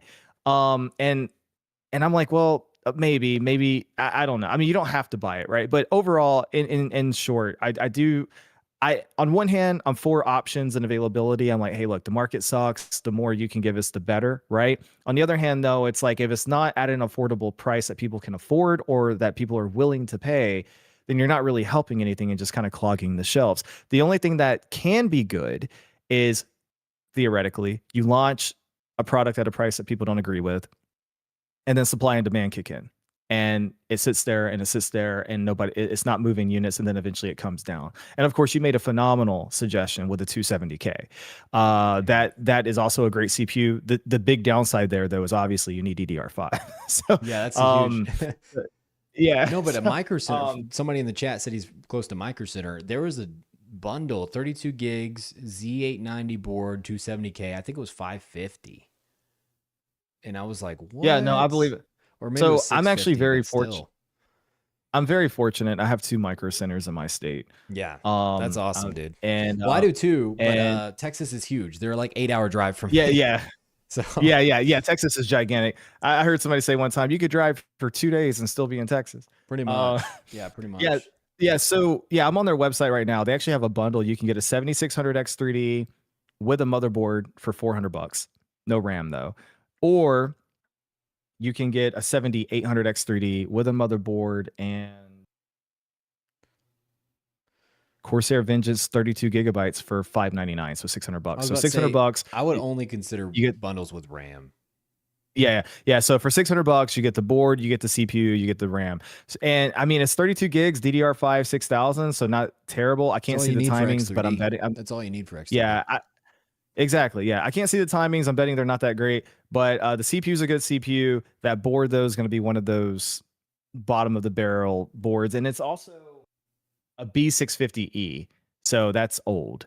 You got to keep in mind we're on X870E now, so yeah, that's a little bit old, but still, I mean, if I was in the market for a PC right now and I'm looking for the best deal possible, that's it. Of course, you know, this is one thing my community, or really mostly my Discord, loves to remind me of, is that, you know, Micro Center is not everywhere. A lot of people get salty at me if I suggest Micro Center because it's like it's not everywhere. Yeah. Oh, I haven't even read that yet. Officially get those. Yeah, we can't. Yeah, that's where this guy sounds. Yeah, I see it now. My Micro Center equivalent is Facebook Marketplace, which can have much better deals every now and then, or just crazy people that are selling a 1060 for like $400. I don't know. But I mean, you brought up good points about it. Like the X3D and everything, and I mean, my question was like, would you rather them try and just release a CPU and like, hey, like we're gonna get our margin in this because we're getting it in AI, so we might as well get it here too. Or would you rather them just make no product? Because if they put new products on shelves, at least that makes more supply. But if they just make nothing, like Nvidia just, I don't know if you know, they just cut 50 series production. They're not making 5090s anymore. And that's why the price is going crazy, because there's no new supply. So I think thinking about it more, I think to answer your question, since this is the second time you asked and I didn't really address it the first time, in short, I think when it comes down to it, regardless of the price, you want the products to exist, because eventually, after enough time, pricing can go down. I'm not saying it will go down, but at least it has the opportunity to go down and you can find a deal. Whereas if the product just simply doesn't exist, the price can't go down on something that doesn't exist. So just by that logic, I would say, yeah, of course, make the product, put it on the shelf, and then let the market do its thing, right? Yes. So that's kind of where I'm at with that. Absolutely, you want the options to be there. I'm not saying you got to like the option. I'm not saying you got to pay that price for it, but at least have the option, because even if you don't buy it this year, in a year from now, that same unit that was sitting there on the shelf, somebody else might have bought it and then said, I don't want it anymore. And now you can buy it off them at a discount, Facebook Marketplace. So you never know, but it creates the opportunity. The window of opportunity gets created the moment the product gets created and goes to the shelf. We have Nick Sturba. I probably didn't say that right in the chat. 5800 X3D will be the 1080 Ti of CPUs. Prove me wrong, boys. Well, it kind of already has been the 1080 Ti of CPUs. So yeah, I think it's a great CPU, especially for those that got it. I personally would prefer something like a 12900K. I think there's been that discussion. And okay, both AMD and Intel have said, hey, we're going to support these DDR4 platforms right now because we know it's tough.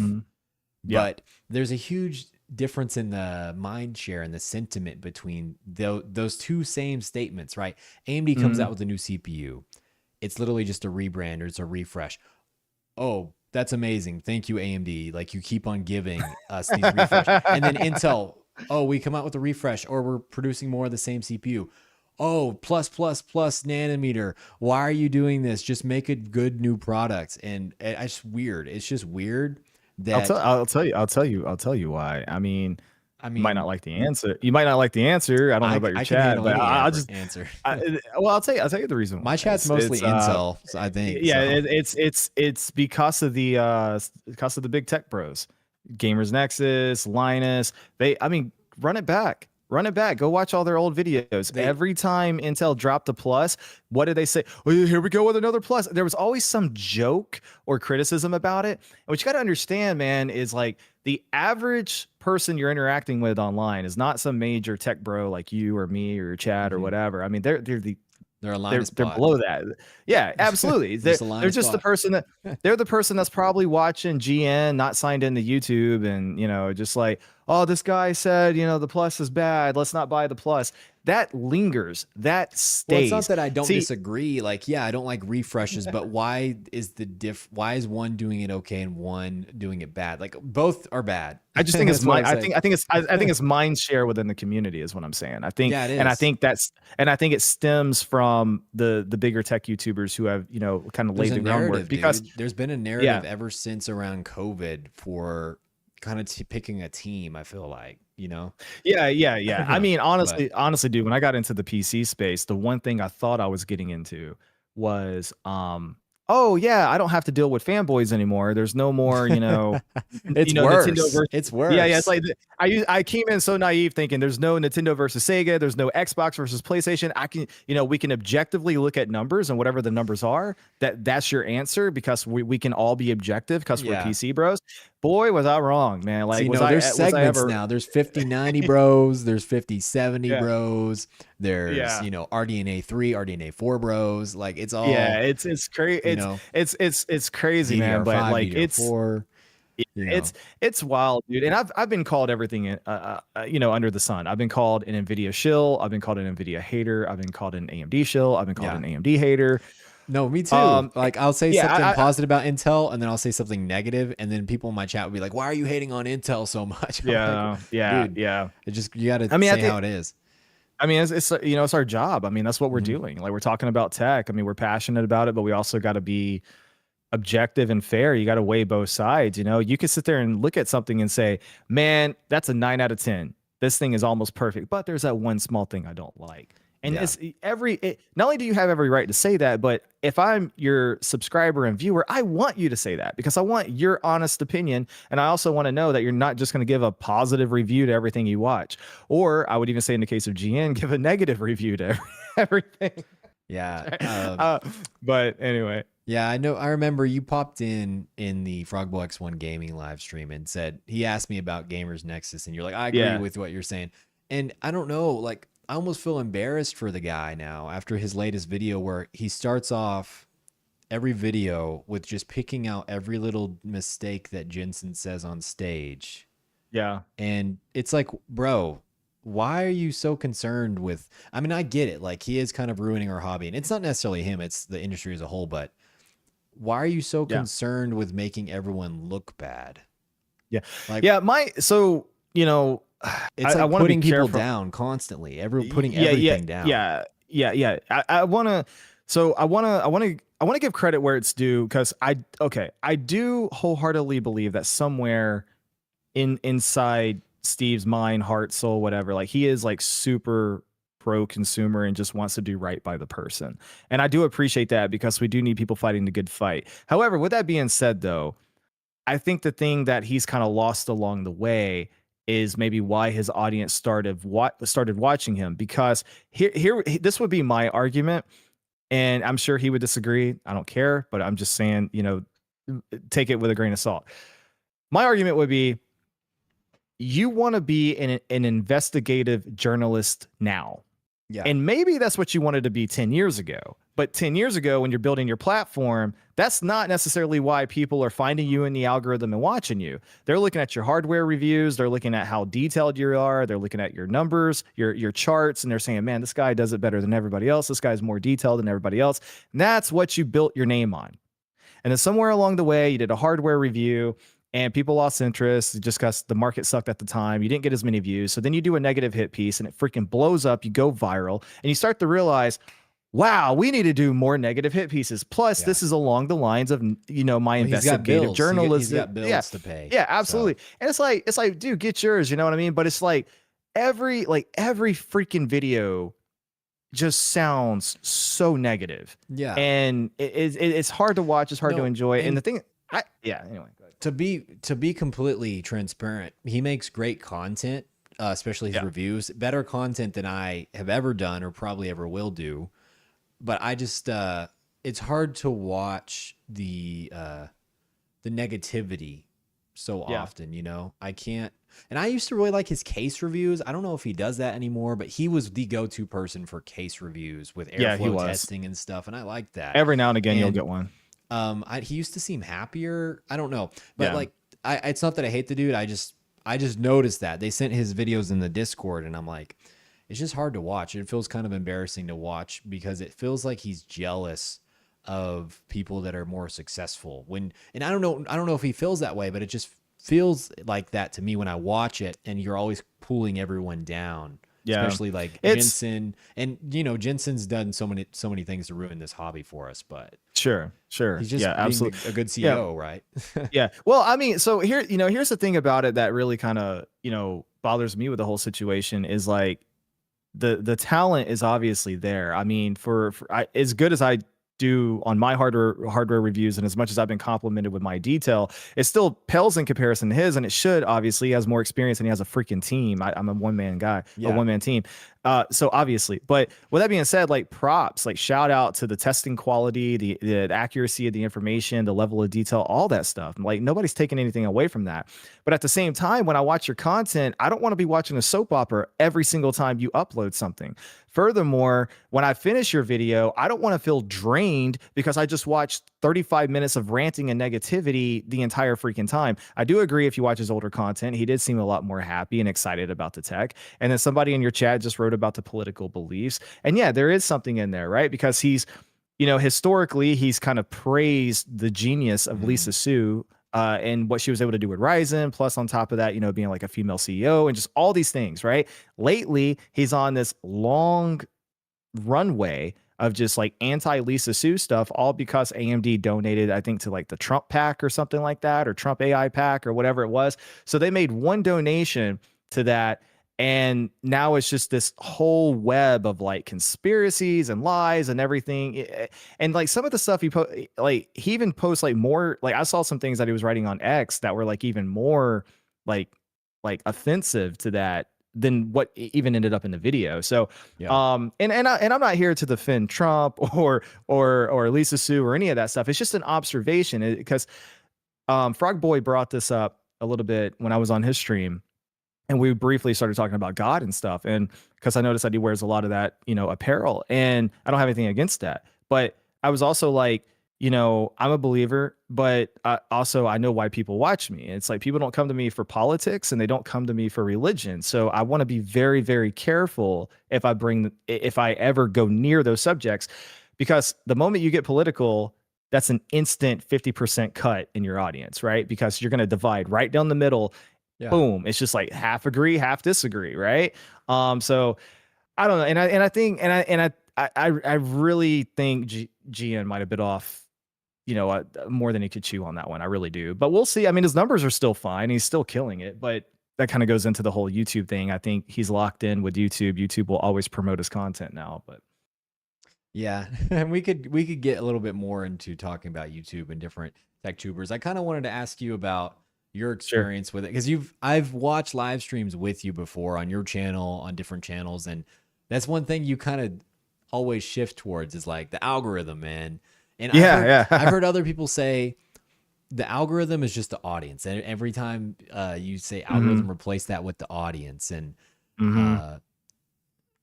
I don't know. I just wanted to ask you, like, you have gotten product samples, whether you know it or not. You are probably in the top like 1% of tech YouTubers. It's just that top 1% is huge, right? Because if Yeah. there's like 100,000 tech channels, 1% is like 1,000, right? So, Okay. you know what I mean? Like, I don't know if there's that much Sure. tech Yeah. channels, Yeah. but there's so many thousands of Sure. tech channels you don't know of that have like 5 subs. So Yeah. you've made Okay. it so much Fair. further, and you've gotten like a RTX sent to you or 5090 sent to Yeah. you. Like, that's Yeah. Yeah. crazy. So Yeah. Yeah. for a one man show, I think you've done pretty good. So I don't want you to discourage yourself anytime if you don't get the views or whatever. But I think, hey, you've done a great job. And what do you think about tech tubers like me and like you? And you're on a Mhm. different level than me. Like, you're at 30K subs, I'm at 4K. What do you think our future is when it comes to making this kind of content? Man, Specifically. I wish I had a And then clear how do you answer for feel you on that. about somebody like Vex that Why you gets gotta ask hundreds me of about that? thousands of views? Dude, why I you gotta ask me about that? You really trying to get me in some beef now, yeah. aren't you, man? Oh, I don't know. I'm just You're lucky you I heard, like you. No. you have No, some okay. beef with Vex No, or no, what? no. So like I'll be honest. You might have heard, I don't know how much you heard of the Frog Boy stream, and I might have been a little You too had a personal on thumbnail that one. similar to him or something. Yeah, I might have been a little too personal on that. But yeah, I mean, honestly, man, just this year has been a freaking roller coaster for me. And like, just all in my life, I've been working at the same company for almost 9 years. I have, well over 12, 13 years of development experience. And I just got the call last week that at the end of this year, I'll be losing my job. So That's that's getting horrible. outsourced to That's getting outsourced to Mexico. And then my brother just passed away in April. Hmm. And so it's been a whirlwind. So like, my mindset here lately has been like, I'm gonna fight. I'm not a quitter. I'm gonna fight the good fight. I'm gonna get in front of the camera. I'm gonna try to make something happen. But also at the same time, if I wake up tomorrow and YouTube's like, you can't exist anymore, I'm not gonna cry about it. It's like it's whatever. But so because I have that mindset, I'm a little more open about GN. I'm a little bit more open about how I really feel about things because at the end of the day, man, it's like I feel like I paid my dues at this point. I've been doing this since the start of the pandemic. I got videos on the channel that have several hundreds of thousands of views. I Yeah. got one that's got one that's approaching 1 million. No And yeah, one, I've gotten most samples people and have stuff. never got to that point. Like, Yeah, that's an so accomplishment, man. and I appreciate that. Thank you. But also at the same time, I'm like, well, it's not as good as that is. It hasn't been enough to change my life to the point to where I can do it full time or Yeah. be a Jay or be a Linus. You know what I mean? I Yeah. can't pay my bills with it. And And I literally get I'm what you losing my mean job at where the end of the year. where they just like Jay specifically, I've been seeing him do this more where like he'll put out like a very low effort video. Not that it's low quality. There's a difference between low effort and low Yeah, quality. I'll have you absolutely. mind that. Absolutely. And he'll just get hundreds of thousands of views within hours or a day or a couple of days where he's just sitting in front of his laptop and like, hey, this Oh is yeah, some tech for sure. news. And Yeah, absolutely. if that's good, that's good. I'm just saying, like, Yeah. I heard you talk about that before, like where if we come out with a video that's exactly the same as that, Yeah, yeah, we'll yeah. get Yeah, yeah. maybe a So thousand views, you know? yeah. I'll clarify and give you my whole position on it. So, so this might be a little bit long-winded, but I'll give you what you're asking for, Okay, I'll lean back. I'll try to explain. So, okay, so here's the way it works, right? So, what they tell you happens is that it's all about the algorithm. It's all about the algorithm, and I've heard people say replace it with your audience, and I call bull crap on that because I've compared numbers with Taekwondo and Danny Z on this. I put out a video and I have, now over 35K subs, and within 20 minutes, you'll come back. It'll come back and tell me, oh, your audience isn't responding to this. So I'll look at the impressions. And I'm like, you've shown it to 100 people. And Yes. we all know those 100 are not all subscribed. YouTube has even admitted that it tries different samples of people to put the video in front of. And I'm like, but what the analytics don't tell you is how many of those 100 people are actually subscribed. It just says 100 impressions. I just know that that's not necessarily 100 subscribers, but also I know that, well, sometimes somebody has to see the thumbnail 2-3 times before they click. So I just don't think that that's enough of a data sample to tell me if it's a banger or not. And I've had the opposite happen too. I've had the opposite where I put a video out, it's out for 20 minutes, instant 1 out of 10. And within an hour, I've had videos literally hit 1,000 views in an hour before. I haven't had that in a long time, but I've had that happen. And I'm just like, well, similar deliveries, similar topics, similar thumbnail. And I know that if Vex put out that same video, or GN or Linus, it would get hundreds of thousands of views. I just know that. Yeah. A good example is, if since you brought up Vex, let's talk about it. So I put out the 97D XT video, right? So if you go look at that video right now, that has over 220 something thousand views on it, which I'm grateful for. Don't get me wrong. His video, similar to that, not exactly the same. He did it over 2 years ago and it has 1.2 million views. I will stand here on your channel in front of everybody watching right now, put my right hand up in front of God. I do not believe my video will ever go on, even in another 2 years, to ever get close to 1 million views. I think it'll probably go on to hit 300 or 400K and probably top off, even though it's a similar subject matter, but it's twice as long with more detail. That's just my belief. Yeah. Time will tell who's right. Go ahead. Okay. You want to say something, or? Yeah. Just maintain your thought there, because I don't want you to lose your train of thought. Yeah, sure. Like, I think it would help if we could have a snapshot in time of, you said how much views is that video at? His 1.2 million. No, yours. Like 220K. If he could look back at his analytics at 220K, when that video was at 220K views, and if they had the same click-through rate, if they had the same retention, specifically retention, that would be good. That would be interesting, because from what I understand it, click-through rate does matter, but retention is the most number one important statistic. Like, people that click on your video, are they sitting there and watching it? So Silicon Steak fans, anytime I release a video, if you click on it, make sure you watch it all the way through, at least half of it, because if you click on it and click off, especially if you're one of the first viewers, it's going to completely nuke that video. Okay, so that is very, very important for YouTube in general. And that's why I recommend you don't even tell your friends or family about your YouTube channel, at least until you get like monetized, because if they click on a video and they don't watch it, or if it recommends them a video, it just brings your click-through rate down, and it brings your retention down, and then it doesn't recommend it. That's a fair point. So that's that's absolutely a fair point. Definitely a fair point. I mean, what I would say on the retention thing, I've been told the same thing, and I know a lot of that also comes from Mr. Beast, because he did his little podcast circuit thing where he was telling people how to grow on YouTube, and he's like, retention time. So that went viral, and vidIQ regurgitated it, and there's a lot. It makes a lot of sense. I mean, it definitely makes sense. The only thing is, like, I have data on my channel, I've seen it, that kind of contradicts that. Like, I have videos that perform not so great, but the watch time for the people that did watch it is very long. And then I have videos that perform really well, and when I compare those two videos, the average watch time is lower. And so I'm like, it's not just the watch. So if you get more views, your watch time is naturally going to go down. So if they have the same over time, that one that blew up big, like with more views, at that same amount of views that the let me restart. Okay. That one that has low views, if you compared it to the same amount of views the banger video did at that same time point with the, let's say 100 views to 100 views, it probably has longer retention. But YouTube corrects with that with algorithms. Like, if you have 1 million views, your retention may only be 2 minutes, but 100K views, it might have been 5 minutes. It goes down over time.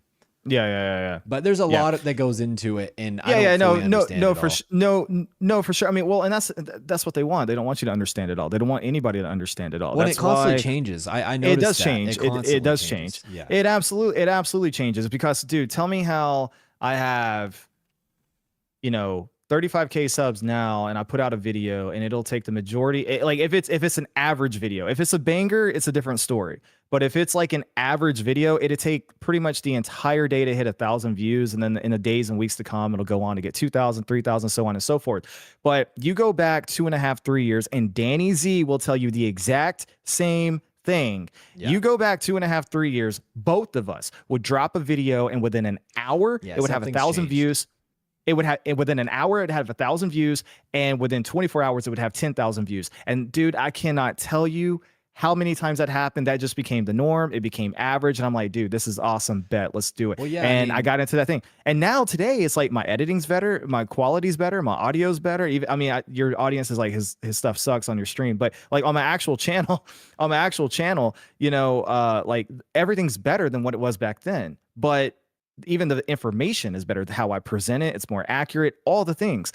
but back then the views were better. They absolutely changed the algorithm. Absolutely. Yeah, I mean, you brought up Danny Z reviews, and like I said, I had been watching him. I don't think I've explained it to you. I got a PC in 2019. I had a video about it on my channel very long time ago. Mm. Quality's really Yeah. bad, but you can watch it because it was kind of funny. I showed my first setup where my chair broke, so I duct taped it, and I didn't have a desk. Like I used a lap desk on my lap with a TV as my monitor. It was so bad, but it was when I was 19 years old in 2019. And ever since then, I just became obsessed with this whole hardware thing and computers. And I started watching Danny Z reviews. I started watching you probably soon after that. I don't know when you started, but probably around the time you started, because I caught I remember in your last live stream, you said you caught Danny, or what's his name? Daniel Owen, back when he had 10K. I probably was watching him at like 2K, man. Like I was watching all of these people right when they came out. I found Frogboy X1 Gaming when he was years ago, probably like 7K when he started his PC journey. So like I was just watching all of YouTube on this stuff. And I don't know. I don't know where I was going with this, but I just no, it's all good. But I mean to get into it. So I mean the reason why I say some of the things I say, it doesn't, okay. It's not from a place of jealousy. Cause I'm old enough and wise enough now. I've lived enough to where I realize, like, you know, what you see on the outside, like you don't know what's going on behind closed doors, right? And I know outside of YouTube, man, like even on YouTube, I've had that little bit of success that you refer to, and I do appreciate that. Thank you. But I mean, behind closed doors, I mean, I got a beautiful wife that loves me to death. I have a beautiful son that loves me to death. You know, I got a house that's, you know, and I've had a great job for the last 9 years of my life. And I don't know what the future holds, but I know it's going to be all right. So, you know, so YouTube's just one aspect. But when I look at YouTube and I'm like, man, you know, okay, if I'm doing this thing, I'm doing it with a purpose, right? I'm not just making videos for fun or the hangout. Like I'm actually trying to grow this thing and make it into a real thing. Yeah. And so the first question becomes, okay, do I think I can do that? Once I am able to say, yeah, I think I'm capable of it. The question then becomes, okay, how do I get there? Start putting in the work. Time goes by, you put in the work, you have a little bit of success. Then it starts to become, do I deserve what I got, and do I deserve more? And then that's where the comparison game comes in. And you start looking at people that have started channels after you. Like people don't know this. Vex started his channel after me. Vex used to be my subscriber. I was watching Vex when he first started too. But like I just don't compare. Like for me, I started this channel and I never expected to get to even where I'm at now. I was like, I do not expect to get 1,000K subs. 1,000K was my end game. Sure. So when I got that 1,000, but also at the same time, but like you know, I'm 10 years older than you, so I have a little bit more life experience. But you expect a little bit more out of this thing, But it's also just like, you know, the Kobe Bryant approach. Look at somebody. Why not me?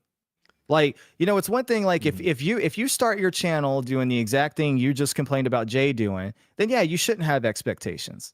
All right. Well, but if you start that if I just upload every day, then I would be so much farther than I am now, even if it was low effort. That's what worked for Daniel Owen. But the thing for Daniel Owen. Really? Yeah, but because I watched him do it, but the quality, he didn't care about quality, audio, video. It was all pretty bad early on. With practice, though. Like, no, if your first videos suck, I mean, they're gonna suck anyways. So, all your first videos are gonna suck. Well, look, okay, so I love the cinema, man. Like, I got these high-end cameras, and I love color grading now, and I like getting the product shots. And I got you. I got you. Do my YouTube journey's grown? Like, at first, I was like, okay, I just want to post about hardware, and I want to talk to people because I don't know anybody locally. That I can talk to this about. Yeah, and people on Reddit, you know, you just read and they don't really respond.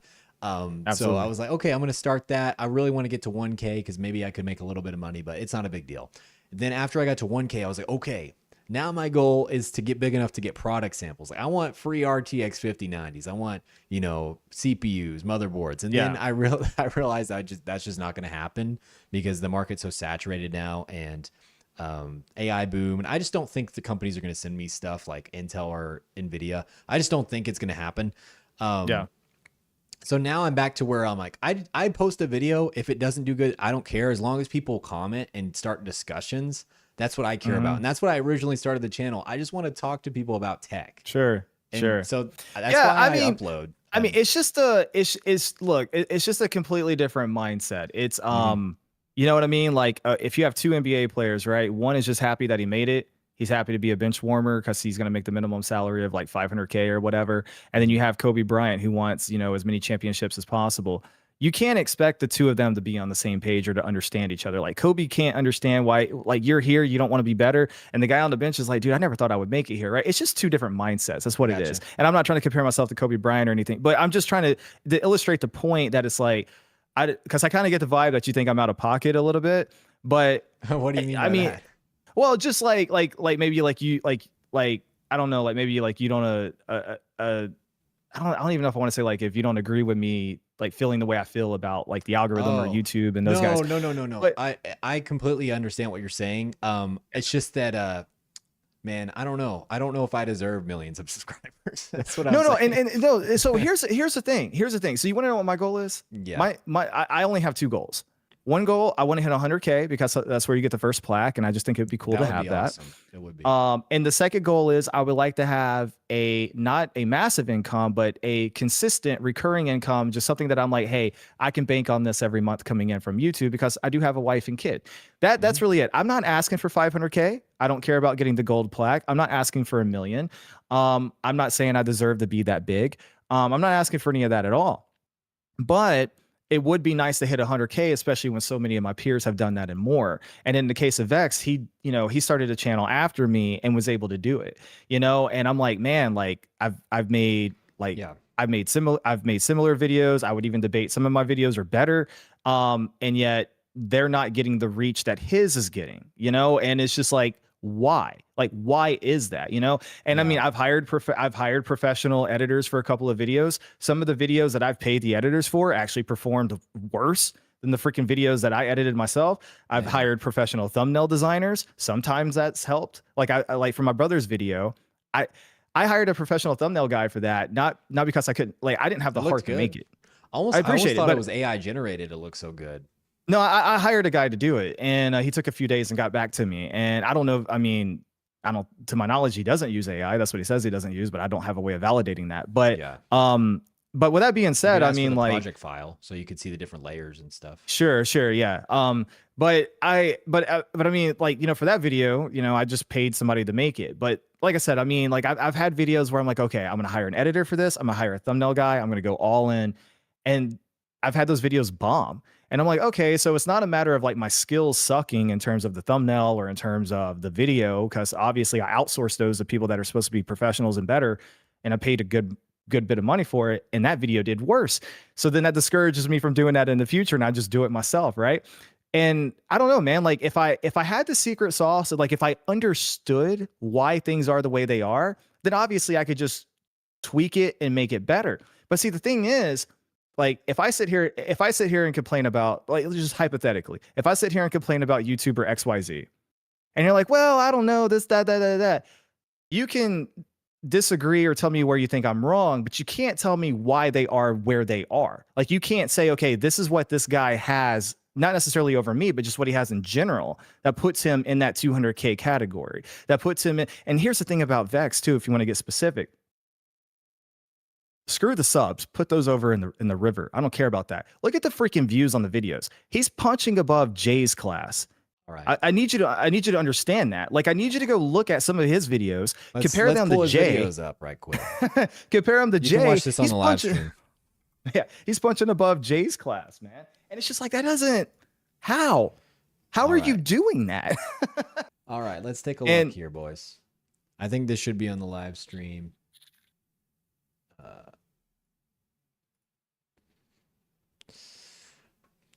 Okay. His latest video, $5,000 is cheap. He honestly thinks we can afford this. 293K views. Well, this one comparatively kind of bombed. Lifelong Windows gamer switches to MacBook. Okay, stop. Wait, tell me the views again. 81K on this. You All keep right, cutting I'm out. just What is zooming it? out. 200? Yeah. 293K, 81K, 220. Okay, so you're like, comparatively speaking, at bomb like 293K, but isn't that more than the subs? No, he I'm has? saying 81K kind of bombs. Oh yeah. Oh, I thought he had almost 1 million subs. No, he doesn't. So okay, I've been watching this guy. I didn't watch him on this account because I didn't have Silicon Steak back then, but I was watching him around this time when he was making Ampere videos. Mm-hmm. And man, he got a lot of views on them now, but back in the day, he only got a few thousand views on those. And I think what Vex did is he kind of approached it from a Gen Z angle. Like Mm-hmm. if you look at popular videos, he approached the whole PC gaming from a Gen Z angle Mm-hmm. that made him relate. I don't know, it's almost like clickbait, but it just made him relate to the average YouTube watcher, I think, like the average doom scroller on YouTube. Mm-hmm. And somebody in the chat, it was even saying a while ago that Yeah. his content kind of just feeds his brain rot. Yeah. It's Yeah. Yeah. almost like TikTok content. Yeah. Yeah. And I've had And both and of I mean, our content's not the same as that. Like right, it's right, right, different. right. Where are you Well, at? so what I've come to learn, like I've actually learned a few things Oh, it's right over from here. Vex, believe it. I've actually learned a few things from Vex. So one thing I will tell you here, you know, earlier you were talking about retention time. Mhm. Where what I will say is this: I think the thing that matters more than anything on YouTube, and I hate this, but it's your packaging, right? Like it's the thumbnail and title. You can have, and I'll tell you why. You can have the best video you've ever made in your life, but if the thumbnail and title suck, no one's gonna click on it. Yeah.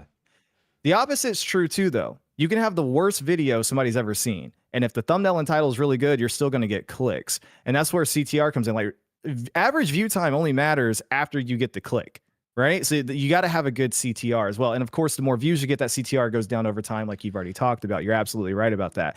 What I've learned about Vex is that he's really, really freaking good at his packaging. Like he's really good at it. And I Yeah. don't know if he has a team. I don't know if he pays people. I I don't know don't if he think does it so. himself. I don't know. I think he has an I editor don't. now, but I don't Yeah. know. I don't think he used to. I don't know. I don't know. But and the thing is, like, and like I, you know, just to be clear, it's like I don't hate him or have anything against him. I'm like, good for you, man. You did your thing. I'm just asking, you know, the almighty universe that is, or the algorithm that's before me, why not me? Like, you know what I mean? Bro, And I mean, Planner Channel or says even that that one that bombed was the one that wasn't view botted. You have to, you kind of have to understand, dude. Some of these big tech tubers most certainly do view bot, and the reason they do it is so they can get ad deals.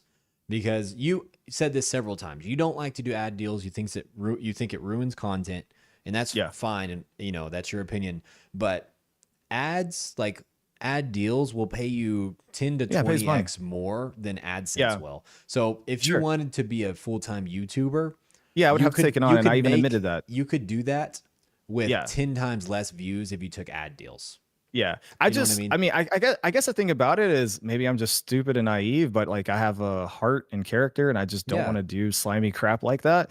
You know, like, and I said this on Frog Boy's live stream. I said I don't want to do ad sponsor segments because it ruins content. I've done them, but they do ruin content in my opinion.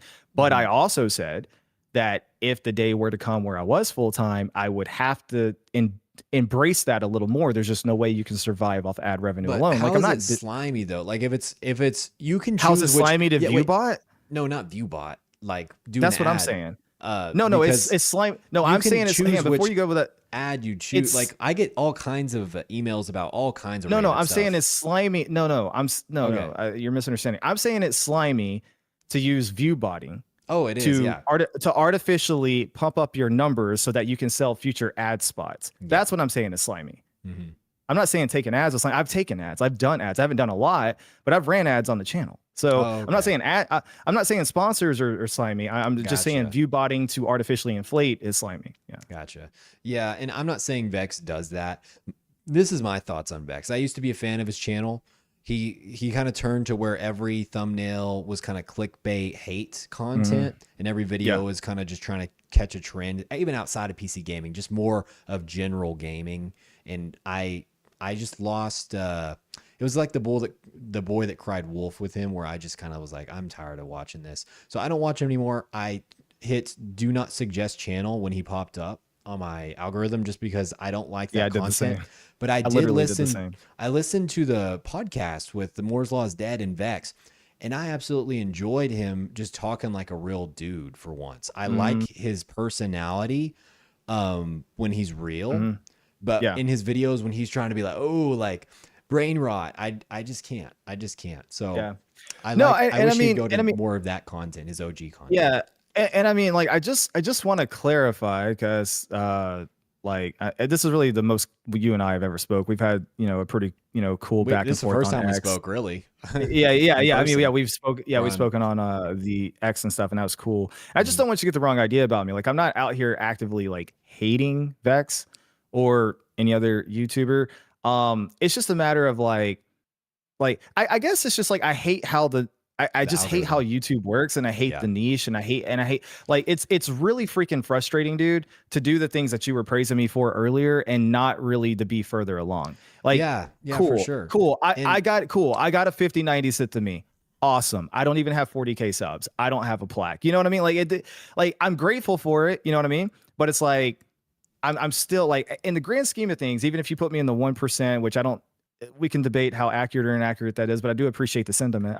Sentiment I do, but it's like, you know, it's not where I want to be. Like I have bigger goals for myself, right? yeah. And obviously for me, it's not all about the money, because if it was, then I would run a lot more ads. And just like you think, and I'm not trying to flex or anything, but it's like you Mhm. think you get ad offers, bro. I get ad offers like all the time, and I Yeah. say no to like almost all of it, because most of it's things that I don't align with my channel, or things that I'm just not interested in doing, or things that I know I'm like, yeah, I could do that, I can make a few $100, but that's like 5 hours on the video minimum, if not more, and then that video is going to get like 100 views. Yeah. And so it's I just get the like, whole ad thing. Like it's yeah. sometimes it's just way more hassle than it's worth.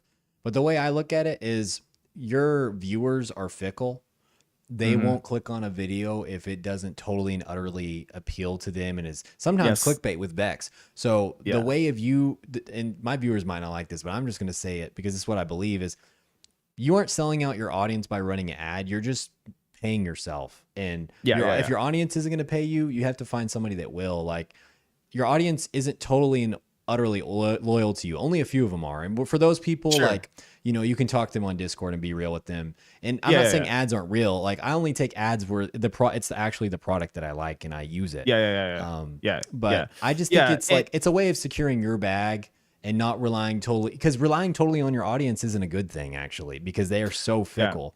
You No, need no, something, they are fickle. so They are fickle. Well, I mean, honestly, I think every YouTuber really needs to have some type of I don't want to say exit strategy, but alternative strategy. So like the goal, you don't want to rely on here's the solely thing. one thing. It needs to be Right, multiple right. So things. Yeah. what you should do is you should grow your audience to make it as big as possible, and then once it gets to like a really large amount, you can start to figure out where you want to pivot. Linus just kept growing and going and adding more staff to the point to where it's like, okay, I have to run 2 brand deals per video, plus talk about lttstore.com, all these other things, right?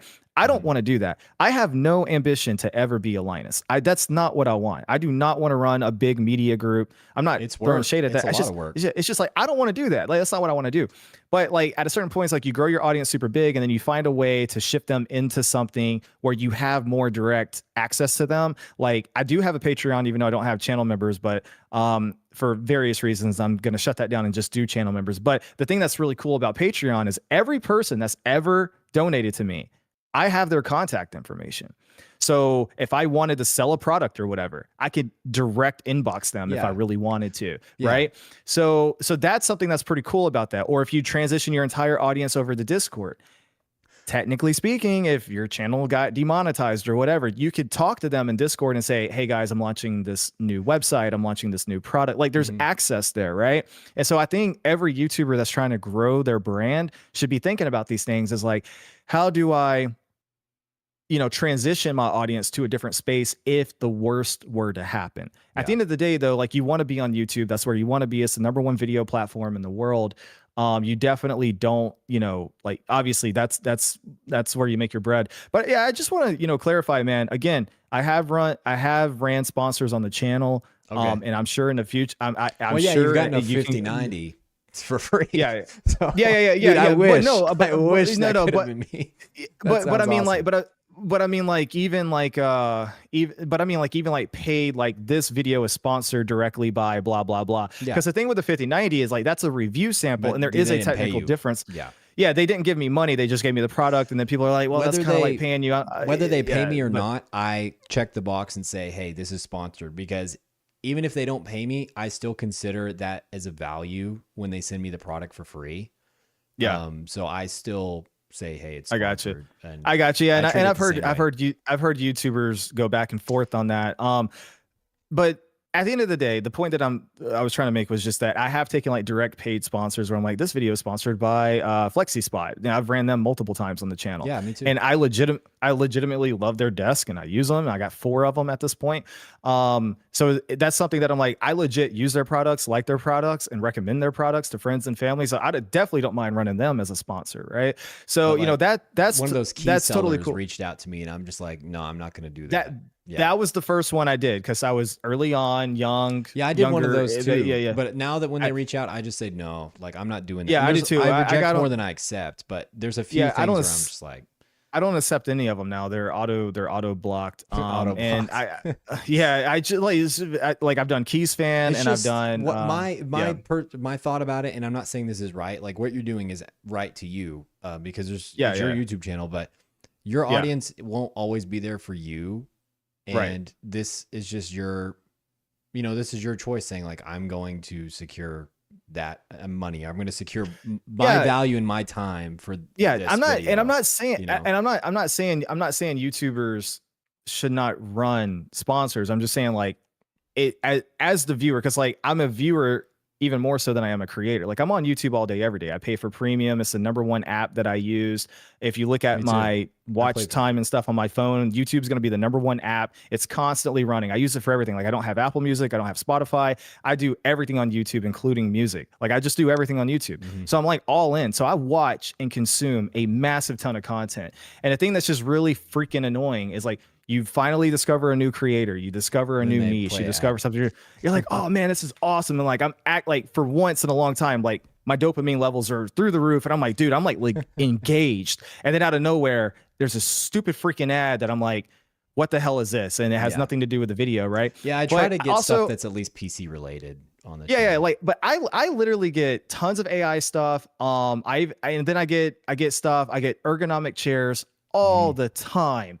And then I get I recently I've had like this brand of like underwear, men's underwear contacting me, like really trying. And I'm like, I'm not gonna run an underwear ad, but I'm dead serious. I'm dead serious, man. And so I get vacuums, robot vacuums all the time. So I get a lot of stuff, man. No, you could And do a you know, if thumbnail with the underwear on. Should you buy? And then like you put yeah, it. yeah, right. Dude, that'd be That would be hilarious. pretty. Yeah, that would be maybe for April Patreon Fools or only, something. man. Only Yeah, for sure. But no, I mean, at the end of the day, man, look, if I do get to a point to where I start to take this full time, obviously I'm gonna, have to rely on sponsors more, as well as channel memberships and live streaming more and taking donations. Like all that stuff has to open up. But it's just for now, like I've been with a good company for so long and I've made decent money doing it that I just don't need the money right now. Yeah. So I'm like, I just really want to keep. And I've even gotten mad at my past self where I've taken a Keys website thing early on and I go back to the video I ran the ad on. And I forgot, like I legitimately forgot that's where I placed the ad. I'm going back to watch the video. I was like, what did I say? Or I need to get a still image from it or some video footage, whatever. It's like, I go back to the video for something. And as I'm watching my video and kind of reminiscing on what I did 2-3 years ago or whatever, this video is sponsored by, I'm like, oh, mother freaker. I forgot I did channels that. that is their channel sponsor. Like there's this guy, I think his name is Cortex, where he does leak videos kind of, or talking about the future of hardware. And I don't think I'm familiar. on his YouTube banner, I think, or maybe it used to be graphically challenged, I think too. They would just be sponsored by Who Keys or CD Keys. Yeah. And every single video, it's the same ad, every video. Well, I mean, that's pretty much what Brian at Tech Yes City does. I mean, almost every video is sponsored by a key website. Almost every single one. But the good thing about Windows Premium now is you just double press twice on your phone and then you skip the whole ad. Yep. And I like the little dots they put on there now, the white dots that tell you where it ends. So I've noticed that a lot too. Greg Salazar is the same way. Almost every video he runs the same ad. But yeah, almost every video is the same. When it comes to YouTube, I just think that it's constantly changing, and it is a lot of us people that just like to make informative long-term form content. And I wouldn't even consider my content to be informative. I just like talking about tech. I like creating a discussion. I didn't feel like there was a lot of high quality talking head discussion channels. Yeah. So I just wanted to do that, kind of be that niche, and it Yeah. is very niche. So Yeah. Let me ask you something. So when you, I guess it's a two-part question. One, why did you decide to be a creator in general? And two, why specifically tech? yeah, that's a great question. Well, number one, there was creators that I personally really liked, like not an Apple fan. He had the kind of content I wanted, but I wanted to make it high quality. And you probably never even heard of him. He was, I think, I have. No, I'm familiar with him and Good Old Gamer and that whole gang. Yeah, I'm okay. I didn't familiar. really watch Good Old Gamer as much. I watched live streams with him, but not an Apple fan would just sit in front of the camera and just talk about hardware. And he'd get Hmm. upset with it and stuff. And I'm like, I Yeah. just want to Yeah. talk about this stuff. And I want other people. Yeah. So I'm not saying he was my inspiration. Actually, when I saw Frog Boy talking about this stuff, I'm like, dude, this looks easy. I could do this. Like I could, and Vex and Daniel Owen blowing up kind of was the last straw for me. I was like, okay, Yeah. I've been thinking about this. I'm going to go ahead and do it. But the reason that, to be honest with you, the real reason I started doing YouTube is because I got an RTX 4080 and I have the need to use hardware when I buy it. Like I can't just like buy Sure. something and not use it, or I'm just going to sell it like I did with my 5090. And it had Hmm. multiple streaming encoders. So a Hmm. lot of the touting for this card was it's so good at video editing because it can encode twice as fast. So I was like, hey, I'm going to make videos and just use this RTX 4080. And that's kind of why I started. Also, just seeing other tech YouTubers, and then I enjoyed the views and talking to people. So I just kind of kept on upgrading equipment and going back and forth and trying to improve with every video. So that's kind of why I started, just wanting to talk about tech and then serving a need in the videos that wasn't being met, because not an Apple fan quit. I liked listening to him. He was gone. Frog Hmm. Boy, his content was off and on, whether it was about PC or not. And other Hmm. than that, I don't really know about people that just sat down in front of the camera and talked about their experience with tech and the future of tech.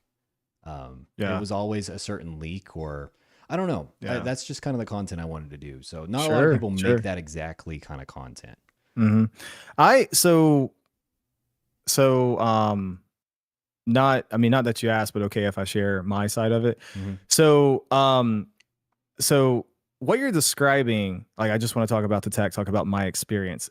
In essence, that's what I try to do with a lot of my videos. It's just not talking head. Like Mm-hmm. because I'm really big on quality, and that's why like the whole live stream thing tonight really pissed me off because I don't want to be represented in a laggy, buggy, broken mess. Although I've been watching the live stream over here and it does look like it cleared up a lot on the Yeah. stream. I don't know what it looks like. I don't know what it looks like to you, but on the stream, it like for the last like 10, 15 minutes, it's been very clear. Yeah. It looks Um, good. yeah, but like it, because if you look at my 9070 XT video, which was the most recent successful video I did, if you look at what that is in essence, that is not a review in terms of like benchmarks and stuff of the 9070 XT. I already did that prior when it first came out. This is my real world actual experience of using this thing as a daily driver for the last, 30, 60 days, whatever it was. Mm-hmm. And which is very similar to what you're talking about. Like, I just want to talk about my experience with tech. I want to talk about my thoughts on tech. It's just I do it on a different, in a different way and a different level. Yeah. But I've been honestly, man, I've been wanting to get in front of the camera ever since I was a little kid. My best friends found a camera in like their bedroom that they forgot they had, and they brought it out, and I was like, "What is that?" It was like 10 years old. It's like it's a V8, and I was born in 1990, so this was like 2099, 2000, and it's this big thing. It just sits on your shoulders. And I remember being so fascinated by it. So we used to make home videos doing that. And we used to make home videos doing that. And then like I was just always in the group, hey guys, let's make a movie. Let's make a video. Like, this is way before YouTube. And then this is my third YouTube channel, by the way. My first two channels were just failures because I gave up on them. One I did with a partner. We had creative differences. I never really knew what that meant until I was with somebody that just we had completely creative differences. We had an idea for a channel. We're like, this is a cool idea. We both agree on that. We went about it, and just every step along the way, just how we film, how we edit, Mm-hmm. what content goes up. It was just we just couldn't agree on anything. So we Well, ended that. So yeah, it's and interesting. then long story short, and then I did another channel where I was like a Call of Duty commentator for a while. Mm-hmm. Just have the Call of Duty gameplay and you talk over it. I did that, but it wasn't about life. It was more about like the actual Call of Duty game, like classes, best class setups and stuff. I did that for a while, had a little bit, very minor success of that. But back then, I was graduating college. I was getting married, getting ready to start a life with my wife, buy a house, all these things. I was like, I just don't have time for a channel. So I gave up on that. And then around COVID, I was sitting at home like everybody else, and I got the itch to create again. And the thing is, going, not only was I watching and consuming a lot of tech, which I do think a lot of people tend to put out what they consume. So like if you're really big into fitness and stuff, eventually I think the idea of personal training is going to cross your mind. I know it did for me. And so if you're watching a bunch of tech content, eventually the idea is going to cross your mind. Maybe I should talk about tech. It's just a natural order of progression. I've seen it so many times. The difference with me though is that I actually majored in it. Like I actually have a bachelor's in computer information systems, concentration in database management. And I've been a database developer, software developer ever since I graduated college in 2012. So I actually have real world experience in the tech space.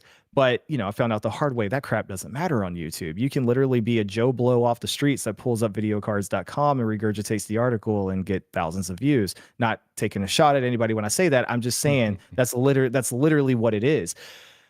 So anyway, so then it goes back to, okay, so if you got so many complaints, why don't you quit? I've thought about it. I'm actually actively starting a second channel that I'm not, for reasons that you talked about earlier. You shouldn't tell your friends and family about it. Like let it grow organically. I haven't launched it yet, but I want to go back to the old gameplay commentary style. Okay. I've had a lot of those for whatever reason pop up in my personal YouTube. That might be one of the YouTube. hardest niche though to get into. Yeah, but it's an outlet. I can just talk about what I want to talk about. And I don't, and that's really one that I can put my name, like I can actually upload because it's, but it's one that it's literally one that I can make with very low effort and literally do not have to care how it performs because it is gameplay that I get from playing with friends or whatever. So I'm already going to game anyway. Might as well just record it for a few minutes. Okay. Get an archive of that, cycle through that. And then whatever topics come to my head, talk about it. And there's quite a long list of topics that are not tech related, that are not necessarily gaming related. It's just life stuff, general advice stuff. Sure, some might be a little political, some might be a little religious, some might be a little financial, but just things that I'm like, hey, this is what I observed in the world. And I can just do it as a creative outlet for me to do without, like, I can honestly do that channel without caring what happens. Like I can just do it because the effort is so low. The thing with the thing with tech is that the effort is so high. Exactly what you talked about the other day. And you brought up Vex on Moore's Law is Dead. Do you remember this? Go back and watch it if you don't. He specifically talked about how much he hates benchmarking. He hates it. He does not like editing. He does not like benchmarking. Those are his words. He was actually on there twice, by the way, if you don't know, not once, but twice. So there's two episodes. But that one just made me realize, like, hey, he's a chill guy, actually. Yeah. So anyway, but the thing with tech is just like, it's a lot of work. Like if if I don't know, like I said, if I started over, I probably wouldn't do tech, or if I did do tech, I wouldn't do it the way that I'm doing it, which then would be, well, why don't you just change now? And I'm thinking about it. I'm thinking about changing my style to be more of just another tech news channel or whatever. But it's also like that crap it's okay for me, like to do like once a week or once every month or whatever, but I can't do that every day. It's because at a certain point, I'm just regurgitating an article and I just don't feel like me. You know what I mean? Like actually getting hardware and building a computer that looks a certain way and theming it a certain way and benchmarking it and testing it. Those videos don't even get views anymore. Building a computer, it's already been done. Yeah, no, I know. Yeah, I know they don't. And that's I used to love watching those kind of videos, but I did too. When I first got into the tech space, like PC building videos stayed on the channel. I had a thought, and I didn't want it to escape me. I actually remember all of those reasons. For all those reasons, that's why I started a YouTube channel. But also, I was thinking about it for the longest time because, to be honest with you, the whole tech space within PC was an echo chamber. And I'm just going to call it how it is. It was an AMD echo chamber of AMD CPUs, AMD GPUs, and NVIDIA's evil, Intel sucks, AMD good. That was kind of like it. Yeah. And I was like, no, like on the used market, when there's sales, Intel CPUs can be really good value. The monolithic design, when tuned, can actually have much flatter frame times for gaming. NVIDIA GPUs, DLSS, it was just amazing. Like it destroyed AMD GPUs. I don't know why I'm not saying I hate AMD GPUs. I just think NVIDIA's product was way better. especially if you got them at the same price. So like I wanted to make a channel where like I just didn't appeal to the main kind of echo chamber Sure. Yeah. idea and just talk my thoughts and have like an actual discussion like, okay, let's break down the price. Like let's actually talk about it. Why is this better? Instead of just saying it's better, like that brand sucks, you know? And that was one of the Sure. main reasons I did it. I actually made a comment on Moore's Law's Dead channel once, and he deleted my comment before I had a channel. And then after that, I was like, okay, I'm making a YouTube channel. And that's it. Okay. So, All right. yeah. Yeah, no, I mean that's a good point. So I mean, just talking to you here, I get the vibe. So like you're like, are you more of like pro Intel, pro Nvidia, anti I AMD, love or what do you tech. classify? I think Yeah. I love tech. I do not like chiplet like CPU, the chiplet design AMD has made in their CPUs. When I first built my PC, my first few CPUs were AMD, and I would get really, really bad dips, really, really bad 1% lows. And no one was even talking about it then, where I would have an average of 100 FPS, but my lows would be 30. And Mm-hmm. it happened, it's a lot more pronounced when you have a high-end GPU and a kind of middling CPU. So I would have Mm-hmm. something like a 3060 Ti and a 5800X. And I thought those was a good pairing, and it seems good now, but when you really pushed it, like especially in like Unreal Engine 4 games back in the day, I would get serious dips. And it wasn't Mm-hmm. shader compilation because when I switched to Intel, I never got it. So that kind of left a sour taste in my mouth because no one really talked about it. And Mm-hmm. I didn't know why, but then I did some research and it's like, okay, yeah, it's because that you have this 12 nanometer die that's like older tech and it has to travel along these wires back to the CCD and then back and forth. And it's just like a bottleneck. It's simply a bottleneck. Mm-hmm. And that's why 3D V-Cache works so well in the chiplet CPUs. If it was monolithic, you'd probably, it wouldn't give you as big of a gain as it is. It would probably be Mm-hmm. 5% less gain. Um, Yeah. so, but I do have a chiplet CPU now. It's just I have the 270K. It's because it's like a silicon interposer. Like I think it's cool tech. Like I know all about the tech, and I'm like I want to buy something that I think is like fascinating, and it's a good Sure. price. But when AMD was cheaper, I bought AMD. Now Intel's cheaper, I'm buying them. When AMD's about to switch to a silicon interposer with Zen 6, I very well may switch to AMD if they're better priced. I don't think they will be just because everyone hates Intel right now, but whatever's the best CPU price, I'll buy. For GPUs, Nvidia is just better. I have bought AMD's GPUs before, like the 6700 XT, and I thought it was fine, but Mm-hmm. not having DLSS on the thing, I just sold it, and I Yeah. upgraded. Sure. So Sure. Yeah, and I'll clarify. So I like Nvidia is better. Like it's kind of hard to really refute that. mhm. I didn't do the 9070 XT video because I was trying to be like pro AMD. It's No, just I know. I I watched had your video I too. yeah, I had to do a genuine, it was a genuine question for me. Like I literally got all these cards sent to me. I did all the initial benchmark reviews and they're sitting there collecting dust on the shelf. And I'm only using the 5090 and I'm like, well, what the hell am I going to do? So I started thinking about things. I'm like, what is genuinely interesting? And looking at my numbers, I could tell nobody cared anything at all about AMD except the 9070 XT. I'm like, okay, so if I do anything AMD related, it's got to be the 9070 XT. I said, okay. I was like, what can I do with that? And I'm like, well, forget gaming for a second. I really don't know if I can live stream with it, and I don't know if I can edit videos with it and Yeah. And record. then you tested it and I you actually could. yeah, I literally had no idea if I could do those things.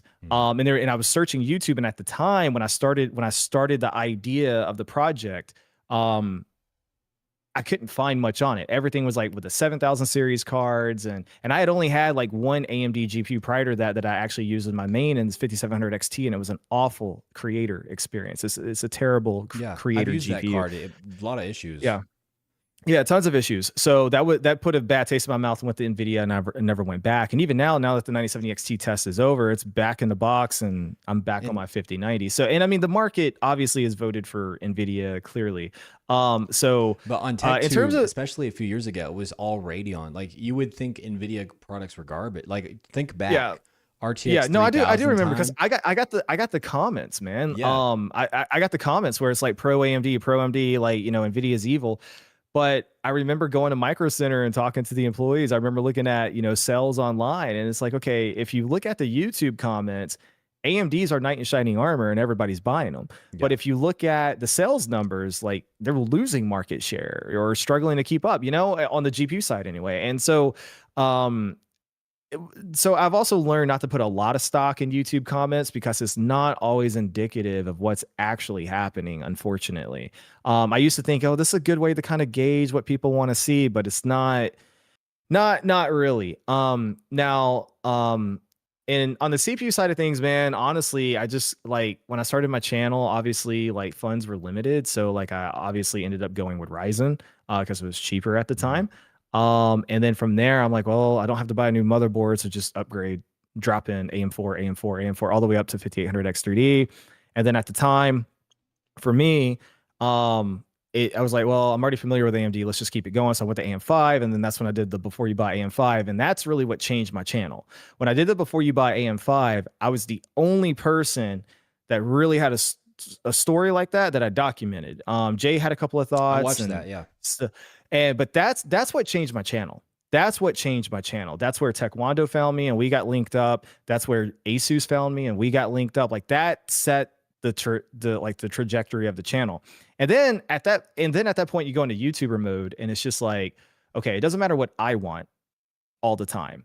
You start looking at your audience and it's like, well, according to these numbers, they want AMD content. So I just doubled down on that for a little while. And then I got burned out with it. And then so I AMD switched over content. to So Frog yeah, so I Boy for a switched while, if you remember him, he called himself an AMD fanboy channel. Like, yeah, I remember that. Yeah. okay. No, I do remember that. Yeah, I definitely AMD I definitely fanboy remember that. channel. I thought that's so I funny, definitely bro. yeah, it is He's fun. like, Dude, okay, I I'm saw not you. gonna deny it. I think Yeah. it's funny when people call hardware unbox AMD unboxed. Like, I'm not gonna lie. Yeah, Sometimes yeah. it seems like that. But Yeah, sometimes. I mean, yeah, Steve from Hardware Unbox, I mean, he doubles down on X all the time. It just how no, like so there was a it may, huge debate versus him and mm, somebody else over the summer. That person was me. mm. I didn't mean to debate him, but the 14600K was at $150, right? It came with Oh, I Battlefield remember that because 6. you made a video. You made a video on Yeah, that, I made a right? video. No one watched it, Yeah, but I made yeah. a video on it. I watched it. No, I remember that because Danny. That's where Danny first told me about you. Oh, really? Because Yeah, because Danny saw that. I and argued with yeah. him on X. I'm like, bro, listen to me, Steve. 14600K, $150. You get Battlefield 6 Premium, and you get Assassin's Creed Shadows Premium. Yeah, Both of those games new. it's a good value proposition. Yeah, And no then he doubt. told me to get the 7500F for 160 or like 150. And I'm like, dude, 7500. that's way worse multi-core. Let's be honest, it's got more latency because Yeah, it's yeah, chiplet. And then sure, you do get an upgrade path, but here's the thing. The motherboard I was telling him to get was a $100 motherboard with PCIe Gen 5. How much yeah, is that really worth if you're getting 100? Because right now, motherboards are so cheap that the whole one upgrade isn't really that big of an issue. Because if you pay $120 for your motherboard, you can probably sell it for $120 when you are wanting to sell it. So it's actually a net yeah, zero. And that's how I yeah, treat yeah, PC parts. I buy them as an asset and I trade them. I sell them. yeah, And I do that yeah, with all my stuff. But I know most yeah, people can't do that. They don't have a Facebook marketplace like mine. But yeah. and that was a whole thing, man. Like where he was like, "Nope, buy that part, buy the 7500F." No, I remember. So, I do remember. No, I yeah, do remember that now. yeah. I do remember that because yeah, he was really doubling down a lot on And like everyone in X was like, "Bro, Steve, you're retarded." Like, what do you? Well, I yeah, probably shouldn't say yeah, that, but yeah. It's just I mean, I'm not gonna get offended, but it's just like like it really his whole thing that was was an just AMD like unbox moment, man. yeah, yeah. Well, for him, because his main argument is platform longevity. His thing, like he But if keeps it's going at worse it from the standpoint. now, if it's worse Yeah, now, that doesn't make but sense. what I'm saying, no, but what I'm saying, and no, what I'm saying is like just to talk about his viewpoint is like Yeah, his whole thing is longevity, right? So I think he's thinking, okay, you buy into the platform as cheap as possible now, but then you can upgrade later, and then you don't have to buy a new motherboard or RAM or whatever. Like that's where he's coming from with it. But the thing that he kind of shoots himself in the foot on with it is that all of his freaking hardware videos, every one of them talk about value proposition at the end and talking about cost per frame. And hmm when you were talking to him, you totally came with the better value proposition in the moment because not everybody's going to buy hardware because Danny and I had a well, long talk prices go about this down over actually. time too. Usually, they Yeah. haven't in the Yeah. past few months, but like you buy Right. what's the Right. best value now and the best Yeah. performance now, and you upgrade later, and then the market's different later. So, Yeah. like Yeah. AM4 is the Absolutely. prime example. The in-game CPUs on AM4 are scalped to Kingdom Come, and so it's got to the Yeah. point where AMD has to make these new X3D CPUs at an inflated price that's still lower than the scalpers to even make it Yeah. make sense. Yeah, So yeah, no, it's crazy. No, you definitely had the better value proposition there, and it's just like you would think as a channel that focuses so heavily on cost per frame and value proposition, they'd be like, yeah, that's a good deal. You guys should totally do that. mhm. But then again, it just always goes to like pride and ego get in the way. It's like, well, I said this in a video, so I have to be consistent, so I'm not going to double back Yeah. on that. So that's one And I wasn't factor. trying to be Another, mean to him. I was like, dude, I understand. Like yeah, you know more than me about this. You tested more than me, but this is a good deal, right? And he didn't even want to admit it was a yeah, good deal. He was like, it's yeah, trash. He was literally yeah. saying That it's basically e-waste or something like along Yeah. those lines. Yeah. It's great. I know Danny had a problem with him too, and like pulled up one of his videos and like Mhm. retested. I Yeah, he think it was was, I think it calling was a Danny a 4900K. grifter, a grifter, and Yeah. I'm like, dude, Danny's the Yeah. goat. Danny was Yeah. for all the Yeah. testing he's done for being a one man team. I have a lot of respect for Danny. Like, Yeah. I think he's Yeah. awesome. So, Yeah, no, Danny is awesome. He's a great guy. mhm. We get along very well. Taekwondo is awesome as well. And I mean we're all on a struggle bus, man. I mean, Taekwondo is in a little bit of a good pocket right now, and I'm happy for him. And I told him the other day, I said, I know you're tired, man, but I said you can't let off the brake, or you can't let off the gas. I said, because the moment you get out the pocket, AMD or you we've been talking about AMD. AMD's coming after you. Yeah, yeah. I was like the moment you let off the gas, Well, I have YouTube, thoughts it'll about make what it you hard to get you said back in because the I've, pocket. like I said, been listening to you talk about that. I think he Sure, makes sure. fundamentally different content than you guys, and it's just that the He market does. that there it's just more interesting, not to me, but like there's more people interested in those kind of videos than our kind of Sure. videos right now. Talking about specific Yeah. hardware just because and like upgrades because there's not as much, but like watching somebody do an old build, and especially those Xeons, those videos do really well. Yeah. Techia City did well with Yeah. those Xeon builds. Yeah. Are just No, doing and good I right mean, now. look, you're absolutely right in the sense that he fundamentally makes different content, and you're probably right Like if you about, made that the audience. content, you'd probably get more views, but then wouldn't be doing what you See, want, you know? but no, but see, that's where I disagree. I see that, and this kind of goes back to the whole thing where it's like, if I made that video, I don't think it was perform well. If you don't I think he just, I made a just don't video of like that he made that did well, like fix or flop, like a fix or flop video. you Is don't that what think, you're talking about? yeah. Like if I took, Let me pull up if his I brought in channel, a I really, guess. if I brought in like a really old PC that was broken, it's like, hey, today we're gonna fix my friend's PC. You think that would perform well on my channel? Because I don't think it would. I mean, I could try it and Let's see. see, but I don't think it would perform well. But see, because I saw his I think his earlier name is videos. so cool, Taekwondo. He actually talked about how much he hates it because because he's like, it was cool at the time, but he was like, now it's like every time I give somebody my name, it pulls up Taekwondo. Yeah. Well, I just searched him up and he was actually, yeah, I mean, I think it's crazy that he'll break like 100K on a few of his, you know? Yeah, no, he's a dude. No, he's Does he use look, AI to make his thumbnails? yes, yes, he does. Honestly, they look great though. Yeah, no, they do look great. The well, these look great. When we first started talking and connecting, like if you scroll far What down enough, you'll see his AI? old Is he ones. using X, like Grok for that or? I don't know which one. I have to ask him. I really don't know which one he's using. Yeah, I need to But yeah, get, he does. I want to talk to Taekwondo and Danny or like over the video sometime just because I think they're really Yeah, cool. yeah. Well, I mean, Danny, you've already spoken to. I mean, it's just a matter of scheduling. Taekwondo, I can connect you if you want. It's not Yeah. a problem.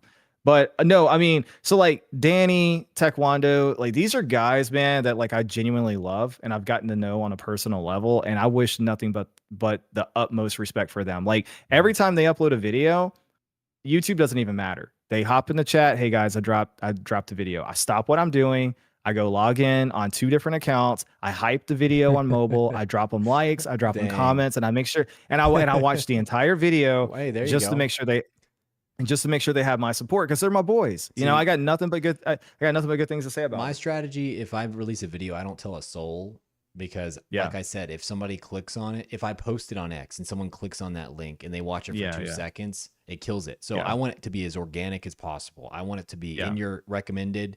Oh, you see Silicon Steak uploaded. Boom. I even turn yeah, off notifications, or I did at the start of my channel. I think I turned them back on now for the subs that really care to be notified. But I don't want somebody accidentally clicking on a notification because that's how small my channel is. If even 5 views you click hmm off, You click off Mm, immediately on like 5 views, it will kill mm, that video yeah. on such a small channel, See, you know? So I'm at a point, man, where it's like I'm listening to you say some of these things, and I'm like, okay, on one hand, I get the vibe that it's like you never thought you would hit 1,000, so like you're just grateful for what you have, so you don't care how well you do. yeah, But then on the other hand, I get the vibe where it's like you're super analytical about, well, I need to turn off the notifications I because if just like somebody being accident, like I like being optimized in everything that's I a do. lot, bro. That's a lot of thought for somebody who doesn't care how they perform. I'm not I'm saying I just don't saying. care. I mean, I do care, but at the end of the day, I just want a discussion. Like I do care about it, but like Okay. if it doesn't pop off, it's not like gonna ruin my day or anything, or it's not gonna make me not upload anymore. Yeah, But yeah, like I for came out sure. with a video recently where I was like, why didn't you guys watch this portable gaming PC video that I made? Yeah, I You was know, gonna bring because that up. So like I did care about that. You know, I watched that video. So like Danny had first turned me on to you whenever the whole hardware unbox thing happened, and I watched your Intel video on it. Or I'm sorry, yeah, the video about the deal. I watched that, yeah. and then after that I started getting recommendations for you, and your portable thing was never recommended to me, but I think Danny was watching your channel, and I don't know if he spoke to you at the time, but he had hopped in the group chat and he had said something along the lines of like, "Man, Silicon Steak just did like a really in-depth video on like a portable gaming setup. You put a lot of work into it, and it's really cool, but it's just so unfortunate it's not performing well." And I was like, "Oh, let me go check it out." So I went and I watched the whole thing, and I was like, "This is actually a really good video." And I looked at it before I looked at the view count, and I saw it. I'm like, this should have like 10 20K views Yeah, is I what I was know. thinking. I know. Just looking at it, I'm like, this video is going to do well. And I clicked on it and I was like, okay, like I don't feel like it's too dragged out. I feel like the pacing's okay. A few things I probably would have edited a little bit differently, but that's just a Mhm. style thing. But the concept and what you ended up with I thought was really cool. I thought that was a And viral video when I was making it, but yeah, yeah. it's whatever. Dude, dude, like, and that's the thing, like, that's why I always complain about the algorithm, man, because I Well, can't no, tell you I how know many. exactly why that video didn't do good. You want to know Okay, why that video didn't do good? It was sure. it wasn't a leak. That at that point in my channel, like people Yeah, only clicked on leaks that I did, and like only that kind of clicked on sucks leaks. because Yeah, I love talking about leaks. Like it's not something I want to yeah, stop doing, but at the same time, there's only so many times I can talk about Nova Lake and Zen 6 like over and over and yeah, over yeah, again. And yeah, I don't want that yeah. I don't want that to be the only thing my channel's about. But when you're Right, for this small of a sure. YouTuber like I am, you have to niche so far down that you can do something cool like that. And it just Yeah, doesn't get the views. And I still have that video file. And one of these days, I'm just going to re-upload it and hope the sure. algorithm gods help it. Because, you Yeah, know, no, I mean, overall, man, just like last thing I'll kind of say with like the algorithm and stuff, because like I don't have a victim's mindset. I'm an overcomer, like I'm an achiever. I'm the yeah, type of guy I know you are. I'm the Like, type of you're at 30K like subs. Like, you've done it, you like know? I'm the type of guy where I'm like, I don't know how I'm gonna get there, but I think I can get there. And so let's just work through it. We're gonna go through the steps. We're gonna put in the extra time. But with that being said, like, you I'm not saying you as in, Silicon Steak. I'm just saying in general, like, you're in denial or you're living in la la land if you don't think the algorithm is a factor to some degree. Like, and the reason why I say that is because like earlier you mentioned about like somebody saying, anytime you say algorithm, replace it with audience. I'm like, yeah, I yeah, go back and but forth between thinking that's true or not. Like, yeah, well, because like people you that are also smarter talked than me about, that know more than me assure me that that's true. So I'm like, is it? But sometimes I agree with it. well, Sometimes I don't. I don't know. well, okay. So then are you familiar with like the September dip that all the YouTube gurus were talking about for a Yeah. while? So, everybody's like, oh, in September there was this They took change out the and bots. everybody started losing, views here and there. And then even Maybe it was Linus talked about ad it on the block or WAN something. show. Yeah. Yeah. And so, I thought it was funny. Like Linus views are going down. Like, ha ha. yeah, Because yeah, yeah, at the time for me, my views weren't really going down because I was such a small channel that I think I had a yeah, growth at the same time. So it just like net yeah, zero. It was like a net zero. yeah, yeah, yeah, Um, yeah.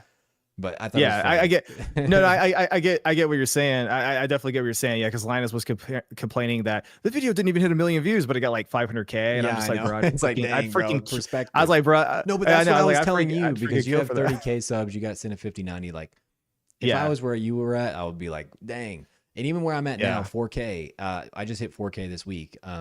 That's yeah, like that's a lot for me, and it's way more than I expected. yeah. And When you my and I goal is started just talking, you were at 3.99. I watched you cross 4K, so congrats, man. you were paying attention to it too. So, Yeah, um, I mean, once I start talking to you, I'm gonna pay attention to you. well, dude, Like that's that's just Like you That's got great, E-Rock in man. your corner, man. So Yeah, it seems like you're a really good guy. So, I um, mean, I try, and I don't pretend like I don't pretend like I know everything because I don't. There are some things that I'm like okay, like I know this, and yeah, then there are some things that I'm like, this is speculation, and then there's things like where I kind of wish this or wish that, you know. But I mean, I think we all kind of, you know, fall into those camps, you know, yeah. accordingly. But I mean, dude, like you were laughing at the Linus thing. You know what I was laughing at? I was laughing at vidIQ losing views. That's what I was laughing at. They're like, Because oh that's no, what's the ironic. audience doing? I know, right? Because like literally, they made a video about how they were losing views, I and the think I video that watched I that saw, one too. Yeah. I don't know where it's at now, but at the time that I watched it, it had like, you know, like just a couple of thousand views on it. And I'm like, this is as big of a channel as they are when they uploaded it. I'm like, this is ironic. They're making a video about losing views, and then this video only has a few thousand views for a channel their size. Like it was just comically, I was like, wow, this is crazy. Now I'm sure by now it's probably gone on to do bigger numbers, but yeah, man, I just, you know, the algorithm, I think it is a factor to a certain degree because like I said, it can't like obviously the audience matters clearly. I'm not trying to pretend like that's not a thing, but you know, like the algorithm then kicks in to like, okay, how many recommendations you get, how many impressions you get, are you recommended on the home feed or just the sidebar, who you're recommended to, what time you're recommended to, how many times the video is recommended to the same person, because there's also stats on that Yeah. vidIQ and other people have talked about. I kind of hate that where if you don't click on a video, it will show you again and again and again, and you still won't click on it, and then it lowers your click through rate. It's like show it to them two times and that's it. Like Yeah, I agree. Probably two times. max. Probably two times, and then maybe after that, also kind of they know it's a video. They can search for your channel. Because me personally, if I don't feel in the mood for that kind of video, which it's a creator at that time, yeah. I will go back to their channel, search it manually. My favorite YouTuber, I wanted to say, not that anyone's even going to know who this is because he's a small YouTuber, but my favorite kind of content is just talking head, talking about your thoughts and making funny jokes here and there. My favorite YouTuber, his name is Camera Conspiracies. Never heard of him. In Vegetable Police. And he's just, he has two channels. And I was about to say, I think if you really want to do this YouTube thing, you're going to need 2 to 3 channels just to like rotate those views and prevent burnout. Yeah. Because if it's about different topics, you can say like, I got the camera equipment, I'll make a different video today, not tech. Yeah. But I do agree with you on that. Yes, so I do agree with you on that. Yeah, he's like a flat earther kind of guy. Like, I don't even know, dude. Like, I don't agree with anything he says. But I first found his channel through Vegetable Police because I'm in nutrition and stuff. And yeah. He's just so funny, dude. And I bought, hilarious. he's a musician as well, or kind of like a DJ kind of thing. And he makes this psychedelic music. And I bought it off his website and I use it in my videos. So like all the music I use in my videos, you probably haven't heard it anywhere else because it's from him. Got it. Okay. But man, he's so funny. If you like camera stuff, you should check out his Camera Conspiracies channel. Okay, I'll check him out. You know, you're sitting there talking about my favorite YouTuber, bro. At a time, there was a time where I could answer that question. I can't answer it anymore. Frame rate, you're my second favorite. Sorry. Frame rate X, you're my second favorite YouTuber. Sorry. Oh man, sorry I don't to break it to even you live, man. I don't even. This is awkward. Yeah, that's cold right there. Yeah, Unsubscribe. I'm just joking. I'm just joking. No, I don't even know who my favorite is anymore. Like when I first started my channel and I was looking for like ways to improve quality and get better, I got really into Alpha Gaming at the time. They have since rebranded to Senpai Gaming, and now I just think they're Senpai. But it was Harris Heller. He made Stream Beats that went viral. He made a freaking ton of money off that. And now every now and again, I'll still check in with him, but it's just the content's not as relevant for me anymore because now I know how to turn on a camera and a microphone and you know, all that stuff. But early on, like, you know, like he was making like streaming widgets for people and stuff like that and all that stuff. So yeah, but now, dude, honestly, today, like today legit, like I don't even know who my favorite is anymore. I just kind of rotate, and it's more like I'm in the mood for this niche or this style, and I'll watch that content from several creators. I listen to a lot of podcasts. I listen to a lot of Joe Rogan now. So I cycle in and out of that, right? Like there will be some times where I'm like, oh, I'm really interested in this, and then he'll go through a whole like batch of just like a bunch of people I've never heard of. Yeah. And it's kind of funny, like, because he'll get a lot of people on there that are people I've never heard of that are comedians or something, and they don't talk about comedy and they don't talk about jokes. They're not even being funny, and they're talking about aliens and, UFOs and Oh, you're saying on conspiracies, Joe and I'm just Rogan? yeah, on Joe Rogan, yeah. Yeah. And it's just kind of funny to me that I'm like, you bring a comedian on and you don't even talk about comedy, but what? Yeah. Like, Yeah. I don't know. that Sometimes that'd they be like just you talk and me about not talking random about stuff. tech. I know, Here, but I'm it going to show works. this Yeah. on, I'm going to show him on the stream here. This is his channel. Hmm. I watch every single video that he makes pretty much. But his latest videos, I haven't had the time to watch them because he uploads like 4 times a week. But Okay. uh, like he doesn't get much views. It's like 10K, 20K here, like 4K. There's Oh, dude, and one. I'm assuming I'm Let me also play him sure right you've quick. yeah, go Japan. for it, go for it. Oh, hey, Japan. Nice to see you. Did you notice that you're irrelevant? Have you felt it He makes like little inside? skits. Not Wait, there's really. this one No, part. I think we make quality. He You know basically why? just talks Because they weren't sense. prompted to by the AI chip in their brain because they're just a walking brochure. God, you spec sheet reading monkeys. Can't even test the damn thing, so I don't know if it has HD 480. It should, but probably not. Like, why Yeah, he's would got you? the crazy. script Is going it on. J Swizzle approved? I don't Oh, know, he's got the Dub. wig and It's an everything. eye Nice. update. No, that's like a Not filter really on the doing it camera for me. he's reviewing. Okay. Whatever. Okay. I don't know. Nice. He's weird, but I just think it's funny, dude. I think he's hilarious. Nice. Yeah, I'll definitely check him out, man. That reminds me, guys, see it over here in the sidebar now. I'm sure you've heard of Some Ordinary Gamers. Yeah, have you Uh, heard of him? Ordinary gamer. Some Ordinary Gamers. Let me look him up. He literally just posted a video 2 hours ago. They just admitted the AI Oh, bubble yeah. is popping. Oh yeah, I know. I told you, Red Gaming Tech made a video about that today. Where Sam Altman. I wanted to talk about that in our AI pop section, but I think we were about to Yeah. have to wrap up here in a little bit. Sure. But Yeah. Sam Altman was basically saying for the first time, companies are dialing back AI usage because Claude cost Microsoft like a ton of money or somebody, and they had to like Yeah. cancel it. And Yeah. that's part of like the whole AI bubble popping. Like there's many routes that it could pop from where like we shift Yeah. from a different architecture from GPUs or we solve the memory crisis or companies just can't afford it. All these different sections. And it's just like, yeah, it's kind of a house of cards the more you think about it. Not that I hate AI. I want AI to develop. It's just we're kind of preying on its downfall so we can get RAM super cheap. And something I talked to what's his name? The Silicon Fox, which was my first YouTube collaboration in the Discord about was there's this memory called HBM. Do you know what HBM is? No, I don't. No. It's high bandwidth memory that costs a ton of money. And it's part of the reason, actually one of the main reasons why we have a huge DRAM shortage right now, because you have to stack layer upon layer of DRAM to make high bandwidth memory, but it will give you like something like a 2048-bit bus on a graphics card. That makes sense. And they use it for AI data centers. And what I was saying is right now they're diverting all their capacity to HBM.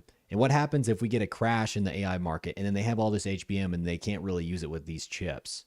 Well, what if they use that HBM on a consumer graphics card? You could get something with like 8 terabytes of memory bandwidth on like a 90 class card. But he didn't agree with me. He said that would never happen. But I'm just saying that'd be kind of cool. Yeah, it would be. Yeah, I do agree with you though about AI in general. It's not all bad, and it just depends on how it's being utilized. And I mean, my app that I'm super proud of, that I literally tried to code myself, worked with other developers to code it. There's just too many technical, logistical challenges to get it done, and then I was able to just lock myself basically in a room for like almost 2 weeks, quote unquote, and basically hash it out. It was a ton of vibe coding, but it was also a lot of like manual code review that I did. And I would tell the AI, I'm like, you're wrong here, and here's why. Yeah. No, I mean, it like I asked for this, you gave me that. That's wrong. That's not what I asked for. And then I started learning how to prompt it properly. And that actually comes in with like visual representations. Like you screenshot it, you highlight it with arrows and circle it in red, and you paste it in the chat. You say, look at that screenshot, look at the arrow, look at where I'm pointing. In that position, I want A, B, and C, but you gave me this instead. Hey, you got a super chat. There you go, man. Well, thank you, Kyle Beckman, $13.98, $5. AI is being used in corporations a ton to enhance our performance. There is no slowdown. I would not count on the AI bubble popping. So he's invested right now. Yeah. Everyone, the AI bubble will not pop ever, okay? Ever. At least until Kyle Beckman sells his stock, okay? Thank you for that. He's putting down an investment right here. Yeah. No, AI bubble definitely will pop at some point. Now, Hmm. is it a pop or is it more of a deflationary, like kind of like dip? I don't know. Sure. But yeah, I mean, we're in the infancy of AI, right? There's going to need to be Yeah. more and more hardware built to scale up AI. But what I was saying is GPUs probably aren't going to be that hardware um, Yeah. eventually.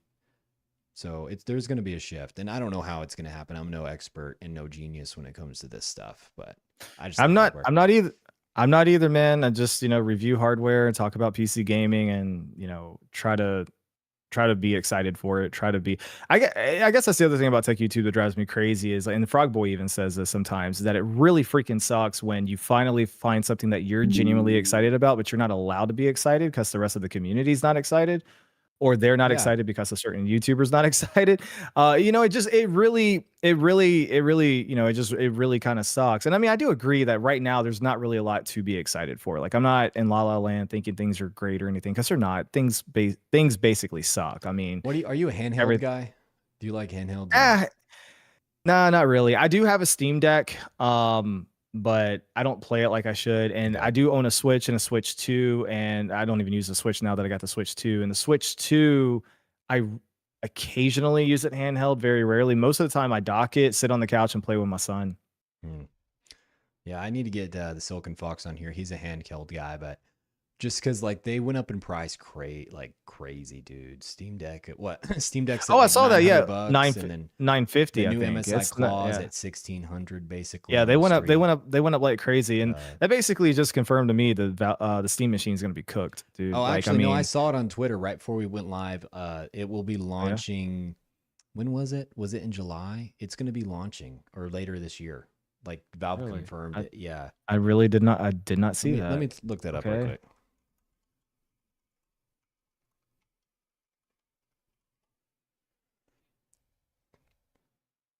On track for release. No delay. Is there a release?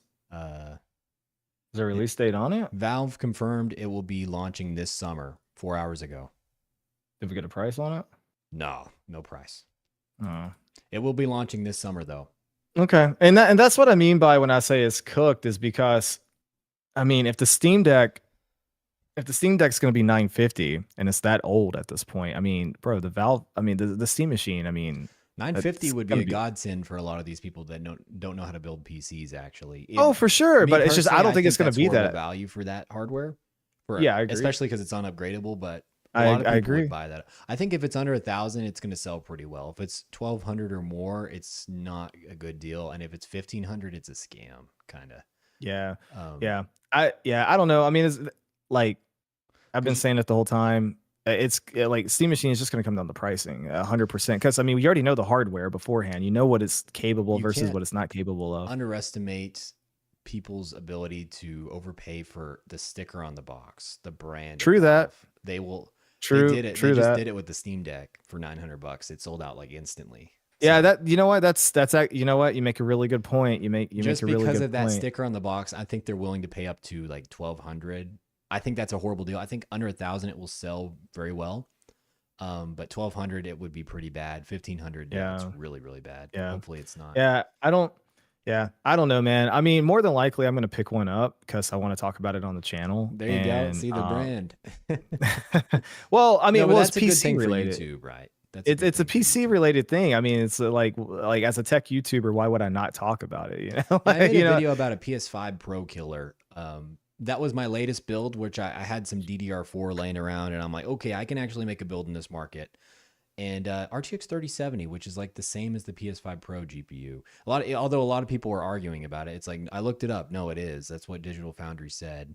So, I did a video a few years back when I was like my channel. Some of the earlier videos was like PC gaming versus console gaming, and I actually did a video where I broke down like a 3070 in a PC and benchmarked it on the PlayStation games that existed at the time on Steam, and said, okay, on PlayStation, we know God of War runs A, B, and C, like whatever the public numbers were at the time. Whether if Sony confirmed it or Digital Foundry confirmed it, I used that as a reference point. And then I was like, but on a PC with a 3070, you can run God of War at blah, blah, blah. And I did that for multiple of their games. This is like a multi-year old video, but that was a fun video to actually do. But yeah, I mean, 3070, man, still got a little bit of a punch in it.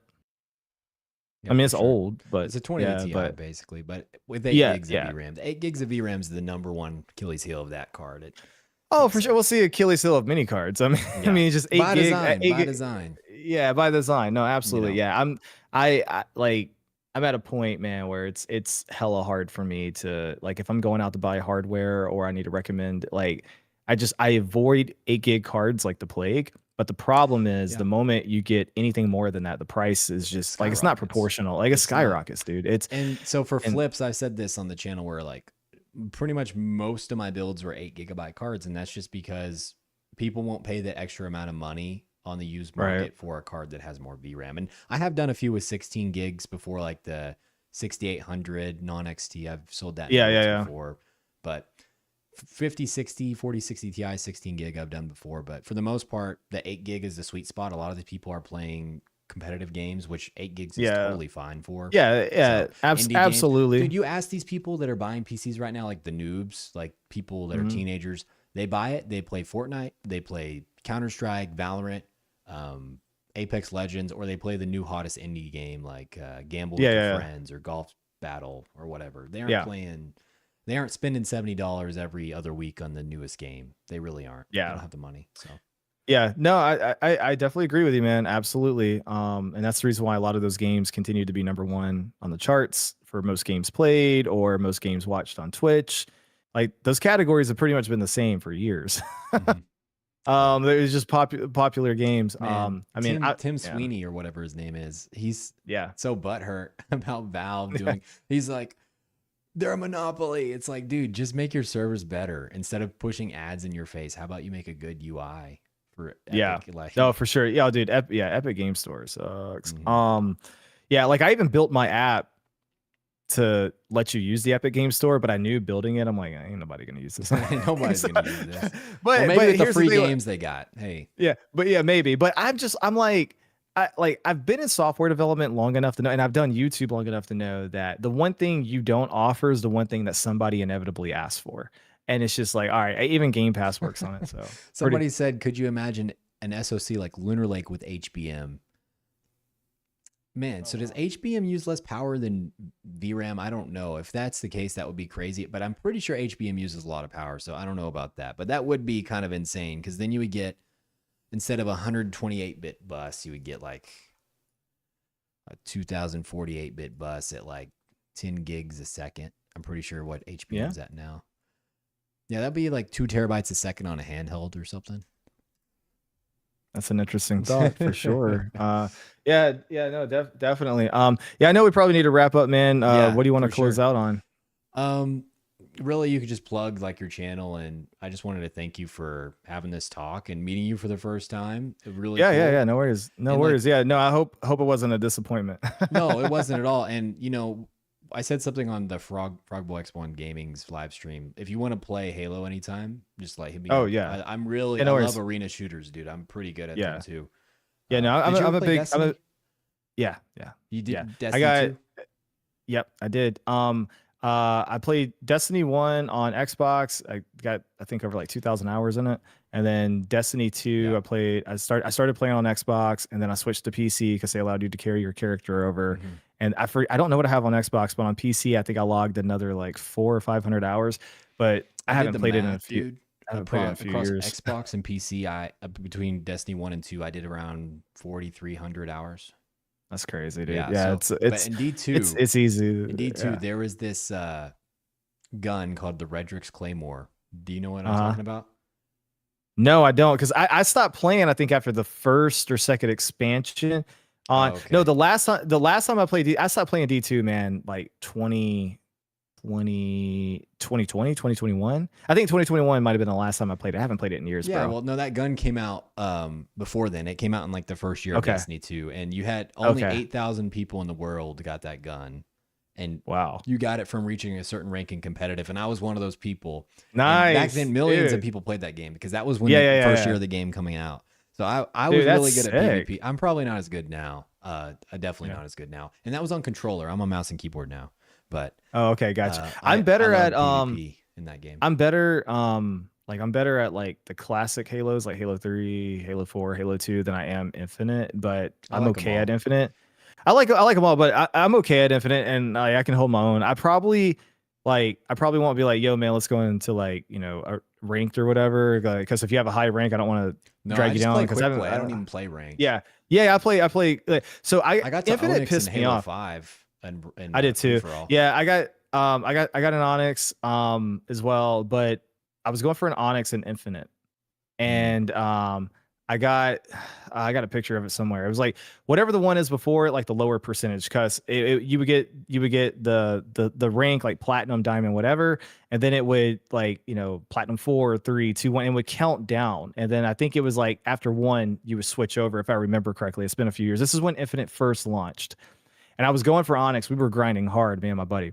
And I logged on one day, and there was this big news thing talking about how Infinite got this massive update. And part of that update was they reset everybody's arena stats with a Yeah. fresh slate.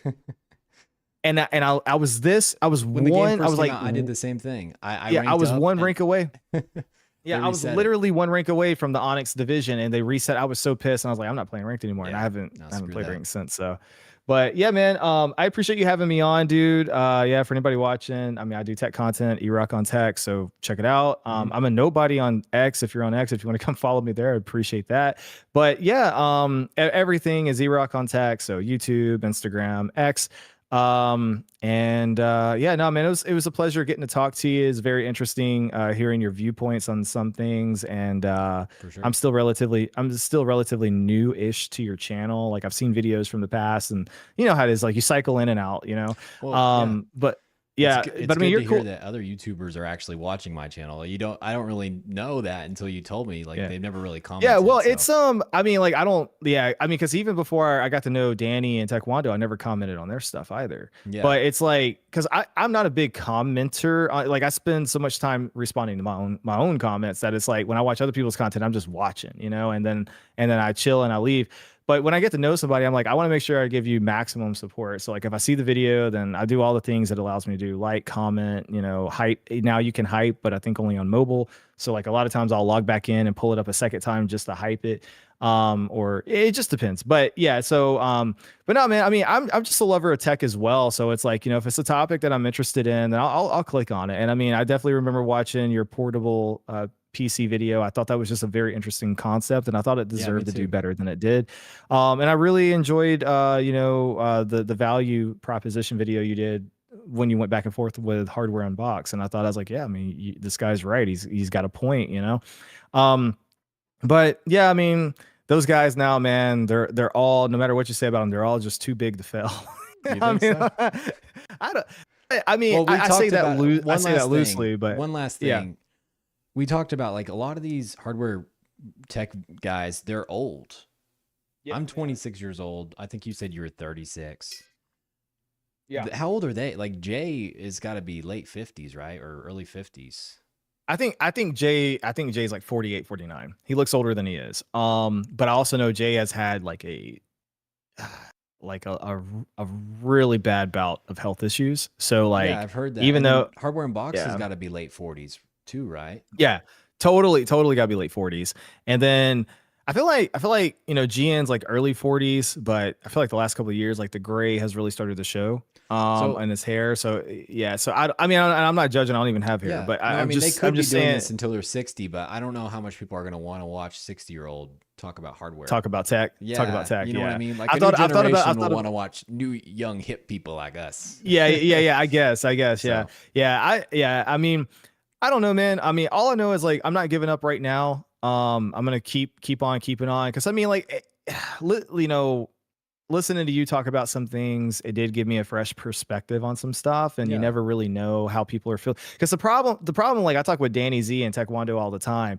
All three of us are kind of on the same wavelength about a lot of stuff. I mean, every now and again we'll have like a minor different viewpoint, but for the most part, when it comes to talking about the algorithm, talking about YouTube, talking about other YouTubers, talking about hardware, we're almost all like right there in the same pocket. Whereas with you, I felt like you and I were like much different on a lot of things, but not like in a bad way where it's like I hate you, you hate me. But it's just like, you know, it's just like a different viewpoint, you know? yeah, I value that too. I like seeing a different I viewpoint. think Yeah, and I think it's really good. I think that's really good. And also like but you know, you saying things like, you know, like you got a 5090, you got 30 something thousand subs, like I would love to have that, you know. So I appreciate that because Yeah. perspective And it's not that matters. I'm And envious. I'm just saying like no, no, I get that. No, no, you but got it, dude. I took it as a I took it as a compliment to where it's like, because I'm over here comparing myself to the bigger guys and looking at what I don't have. Yeah. And sometimes I forget to be grateful for what I do have. You know what I mean? Mhm. So like I said, I do appreciate you saying that, you know.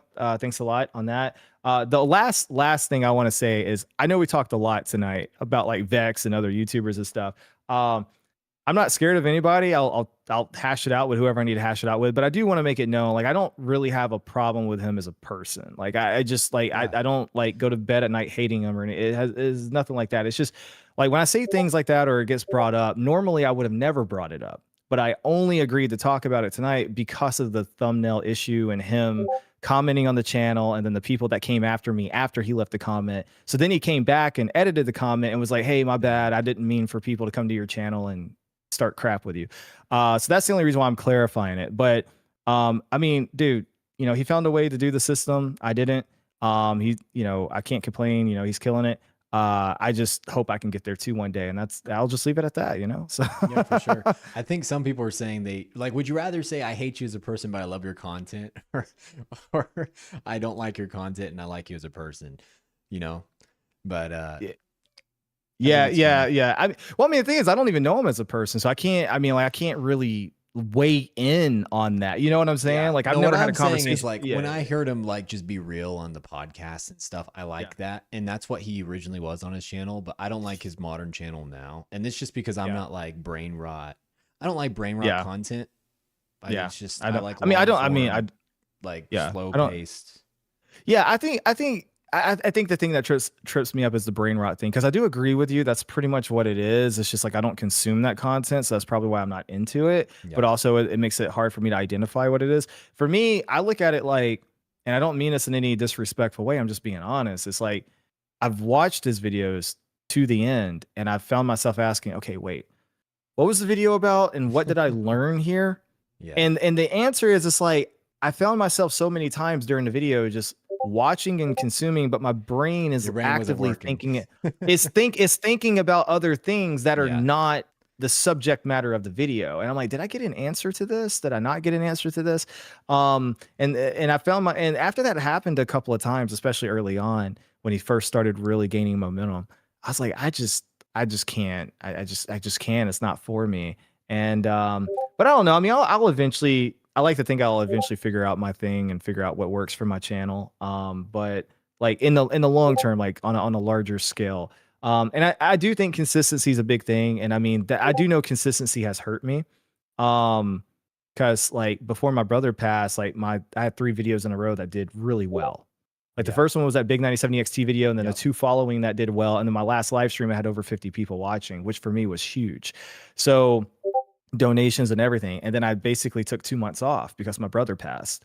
And then when I came back, now I'm like clawing. And that's why I'm so big on the whole, you know, algorithm instead of the audience or all that, or being in the pocket and being kicked out, is because this has happened a couple of times to me over the years where it's like I feel like I'm in this little green zone, and then, you know, I'll have several videos in a row do very well, and I'm growing and my subs are going up like crazy, and then something happens, I get sick or I have to go out of town or whatever, but something happens to where like I miss that next like scheduled upload, I where don't it's know, like man. I I think don't it know. depends I'm on just your saying, niche, but I don't think yeah. I think the consistency matters for growth, but not maybe not retention as much. I don't know. It does depend on your channel. Like Yeah. I So know I I'll could tell you not that. upload for a month or two and probably still get the same amount of views, but that's just Well, because I yeah, don't but get that much views, you know. right, but that's because you're Yeah. the same channel size, right? I mean, like that's because yeah, you're a smaller channel size. Yeah. Like I'm saying that you got to keep in mind. I'm not saying things from an egotistical standpoint or a victim mindset, because it's not what I am. I'm saying it from like an anecdotal point of like I've been doing this since 2020 on and Yeah. off, and so like I have tons of experience with the channel of going through these pockets of like you're on fire, you're on fire, you're on fire, and then it's like ice cold, ice cold, ice cold. And you know, it's one thing if it was like, okay, well, you really changed topics or you really changed the editing and thumbnail style. But when that's not the case, and it's like, well, I've done this exact same style of video before. This is a follow-up. It should get similar views, and it doesn't. to me, that's when I'm just like, and I look at the impressions and they're not there. And but anyway, it's just again, just differences in opinion and in an agreement. I would challenge you, keep going, hit 10, 15K subs. Let's have another conversation about how you feel about the algorithm. Then I'm dead serious, man, because it might take a few years, but right. But that's what I'm saying. I don't think you're going to stay at this rate. Count, it's like the most organic growth chart you've ever seen. It's just pretty much like, it's just like I believe every I believe 30 subs every video. Like it's not, there's been a couple videos where it was like 100, but like pretty much it's just, I think wait until you get one where you get 1,000. Because I've had a few of those where you get 1,000 subs in from a one day. video. Yes, from one video in a day. I've done that. Yeah, I've done that, and I've done it I've done it a couple of times. It's an exhilarating feeling. You're going to open the studio app. It's going to be popping confetti. You'll get a rank 1, all sunshine and rainbows. All the check marks will be green and pointing up. That's on what they It'd want. be awesome.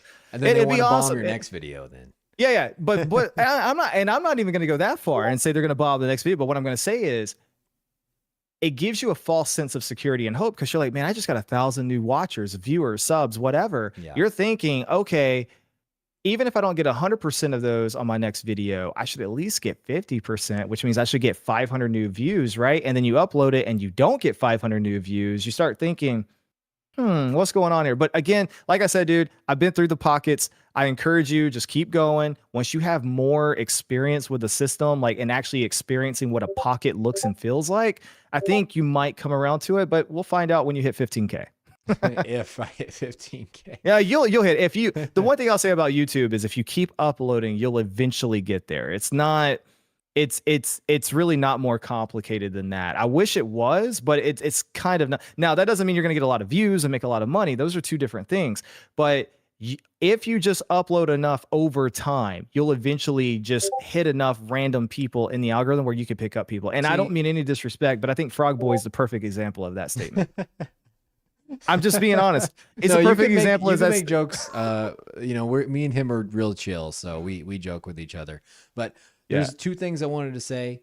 Number one, I think YouTube does this thing where it wants you to like be like an employee without being an employee, where you have to work like 40 hours a week and be consistent with content. But what I really want is not like a certain sub count or not a certain view count, but I want a catalog of original content that's high quality, that is evergreen, that people come back to and be like, dude, that's cinema. Like that's absolute cinema.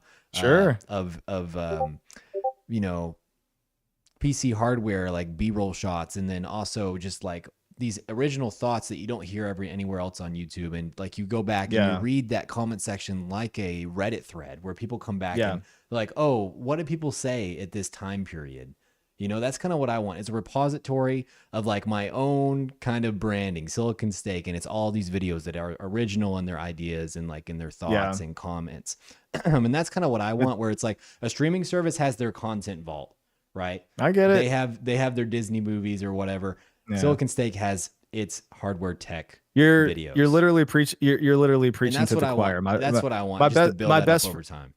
My best friend's also a YouTuber. Him and I have had the same conversation multiple times, where that's where that stems from when I say like sponsors ruin content, because you want the evergreen, you want the high quality, you want a catalog that one you can point back to, but you also want a catalog that you're proud of.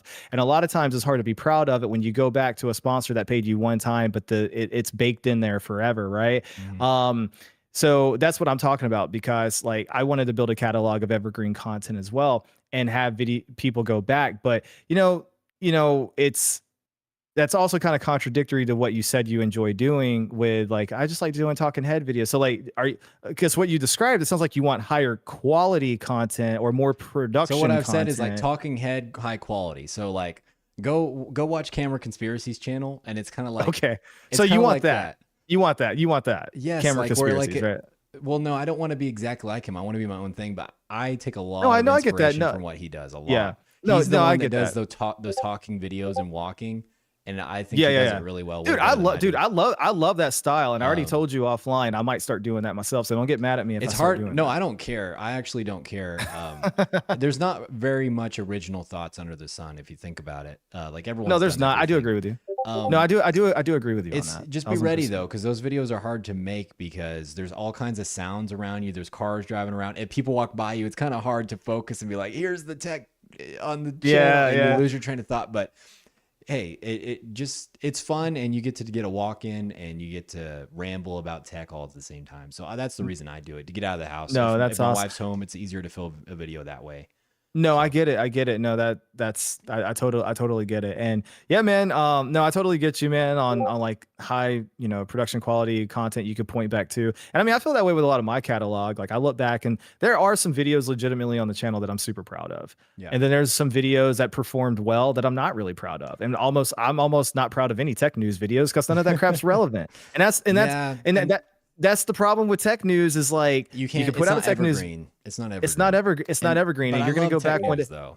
I love tech. Well, of course, because we're in tech, right? Like you want the news. You're like, what's new? What's new? What's new? I'm the same way, man. But I'm just saying it's like it's not content that I'm proud to produce, if that makes sense, right? Gotcha. But no, there is a difference between high quality and low effort, like I was saying. Like I'm not saying my videos are low effort. I do a lot of editing, but like the film part of just like doing one A-roll, that is kind of low effort.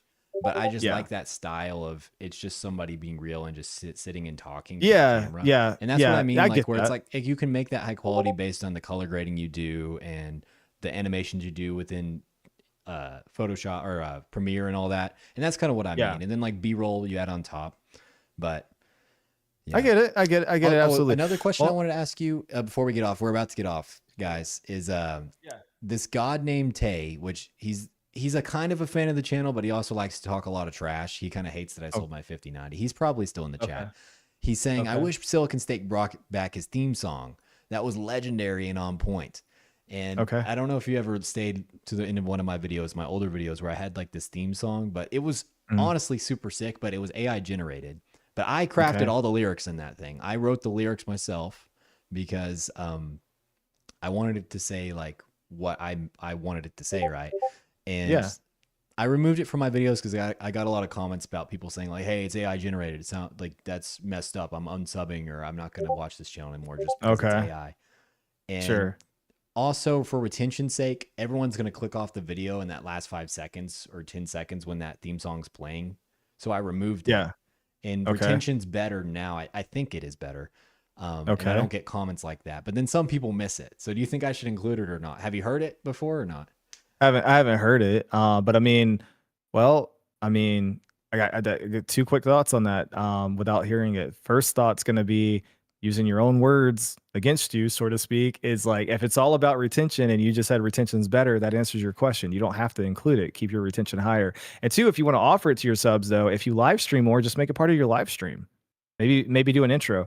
One thing I'm going to start working on with my live streams is doing higher production on the intro, like have an actual trailer or something play. I don't know if you know that YouTube lets you upload like a predefined trailer, so you can make a trailer about your live stream and you can make the song in that. That's my opinion. You just asked me in and real quick off the cuff. And that's it's more of an outro. Like, I'm gonna play it on the live stream right here, and you're just gonna have to listen to it on the live stream. So here's a video, 5090 experience. It was one of I liked this video. Silicon Steak, signing out. Get there for the live stream. I can hear it. That's the one that got taken down.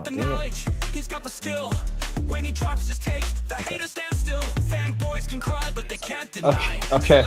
All right, go ahead. I'm going to put the phone over here so it doesn't echo, but go ahead. Oh, it was already playing. I just got to the spot where it started.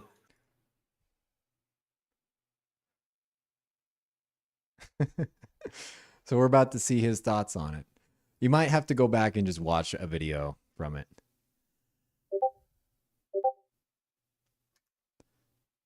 Yeah, I kind of got the gist of it. Okay, well, respectfully, yeah, you can definitely tell it's AI.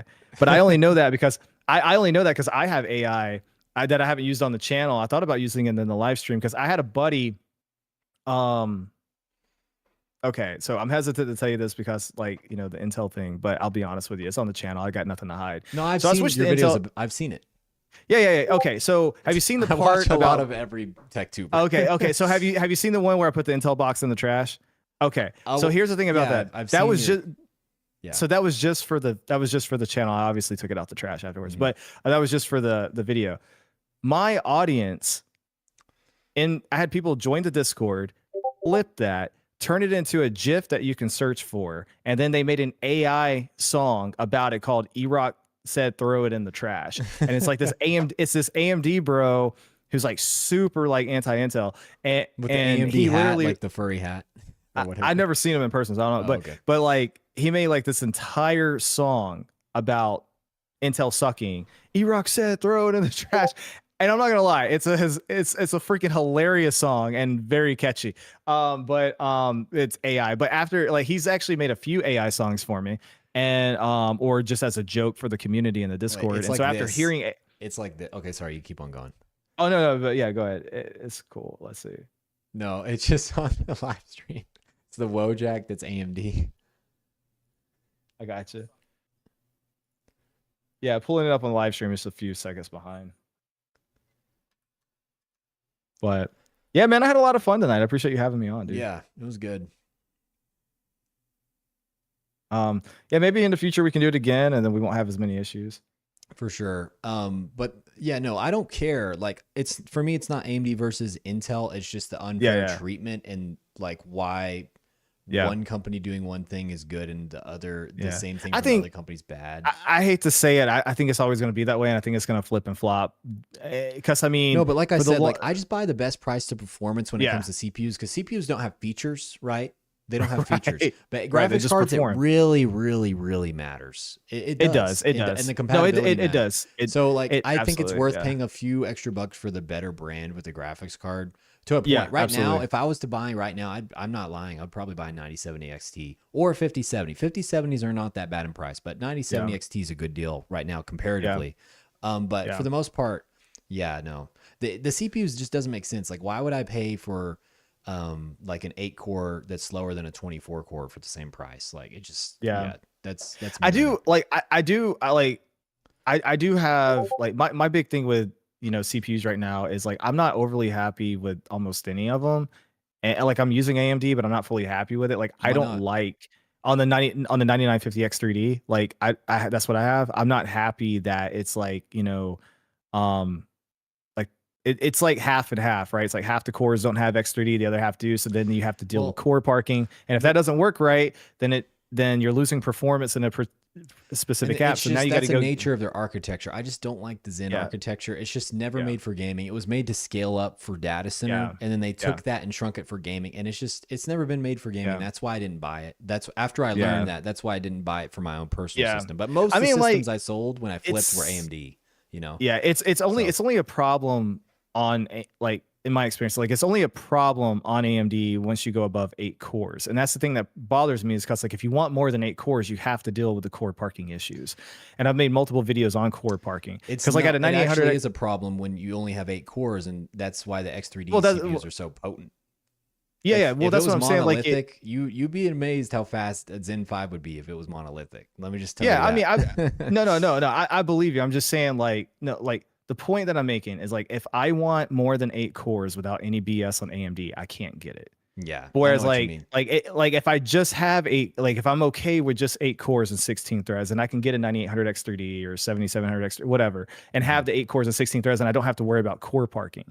But because I hate core parking, because that's dumb. I set it up perfectly and still caught it when Windows effed up and didn't do it right. So then I had to go down this whole freaking rabbit hole of discovering Process Lasso, learning how to use it, paying for the subscription to upgrade, blah blah blah. So like I know one time your editing rig is that why you're doing? Yeah, this? it's everything. Yeah. And I mean, I can separate it. I got everything in the studio, but then it's just like, okay, I'm gonna go sit over here for this, and I'm gonna sit over here for that. I'm just being lazy, but I just have one for everything.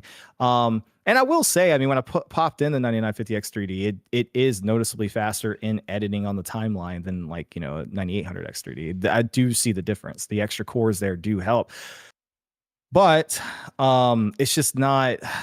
It's just I don't want to think about it. I just want to plug and play it. You know what I mean? I don't want to sit here and deal with a bunch of. So I mean, that is like a legitimate gripe that I have. But at this point, like I don't have any contacts at AMD, so I paid for that, and I'm just like, it's already built, it's already in there. I'm using it. I'm just gonna use it. You know what I mean? After I really don't think about who watches my videos, and we're about to end this stream. I know, guys, we've been on it, but I wonder if people from AMD, if people from Intel or Nvidia watch my, like, has Jensen Wong seen one of my videos with him Like, Oh, you think no. about that. Like, has that happened? I don't know. I've wondered Are about one that. of I know those 5,000 people Jensen Wong? I don't know, man. I know Hardware Unboxed has seen one of my videos. He commented on it. Really? What did he have to say? It again, this is one of those things I'm not too proud of. It was the day I bought it was the day I'll never forget. It was a Friday. I bought a 4090.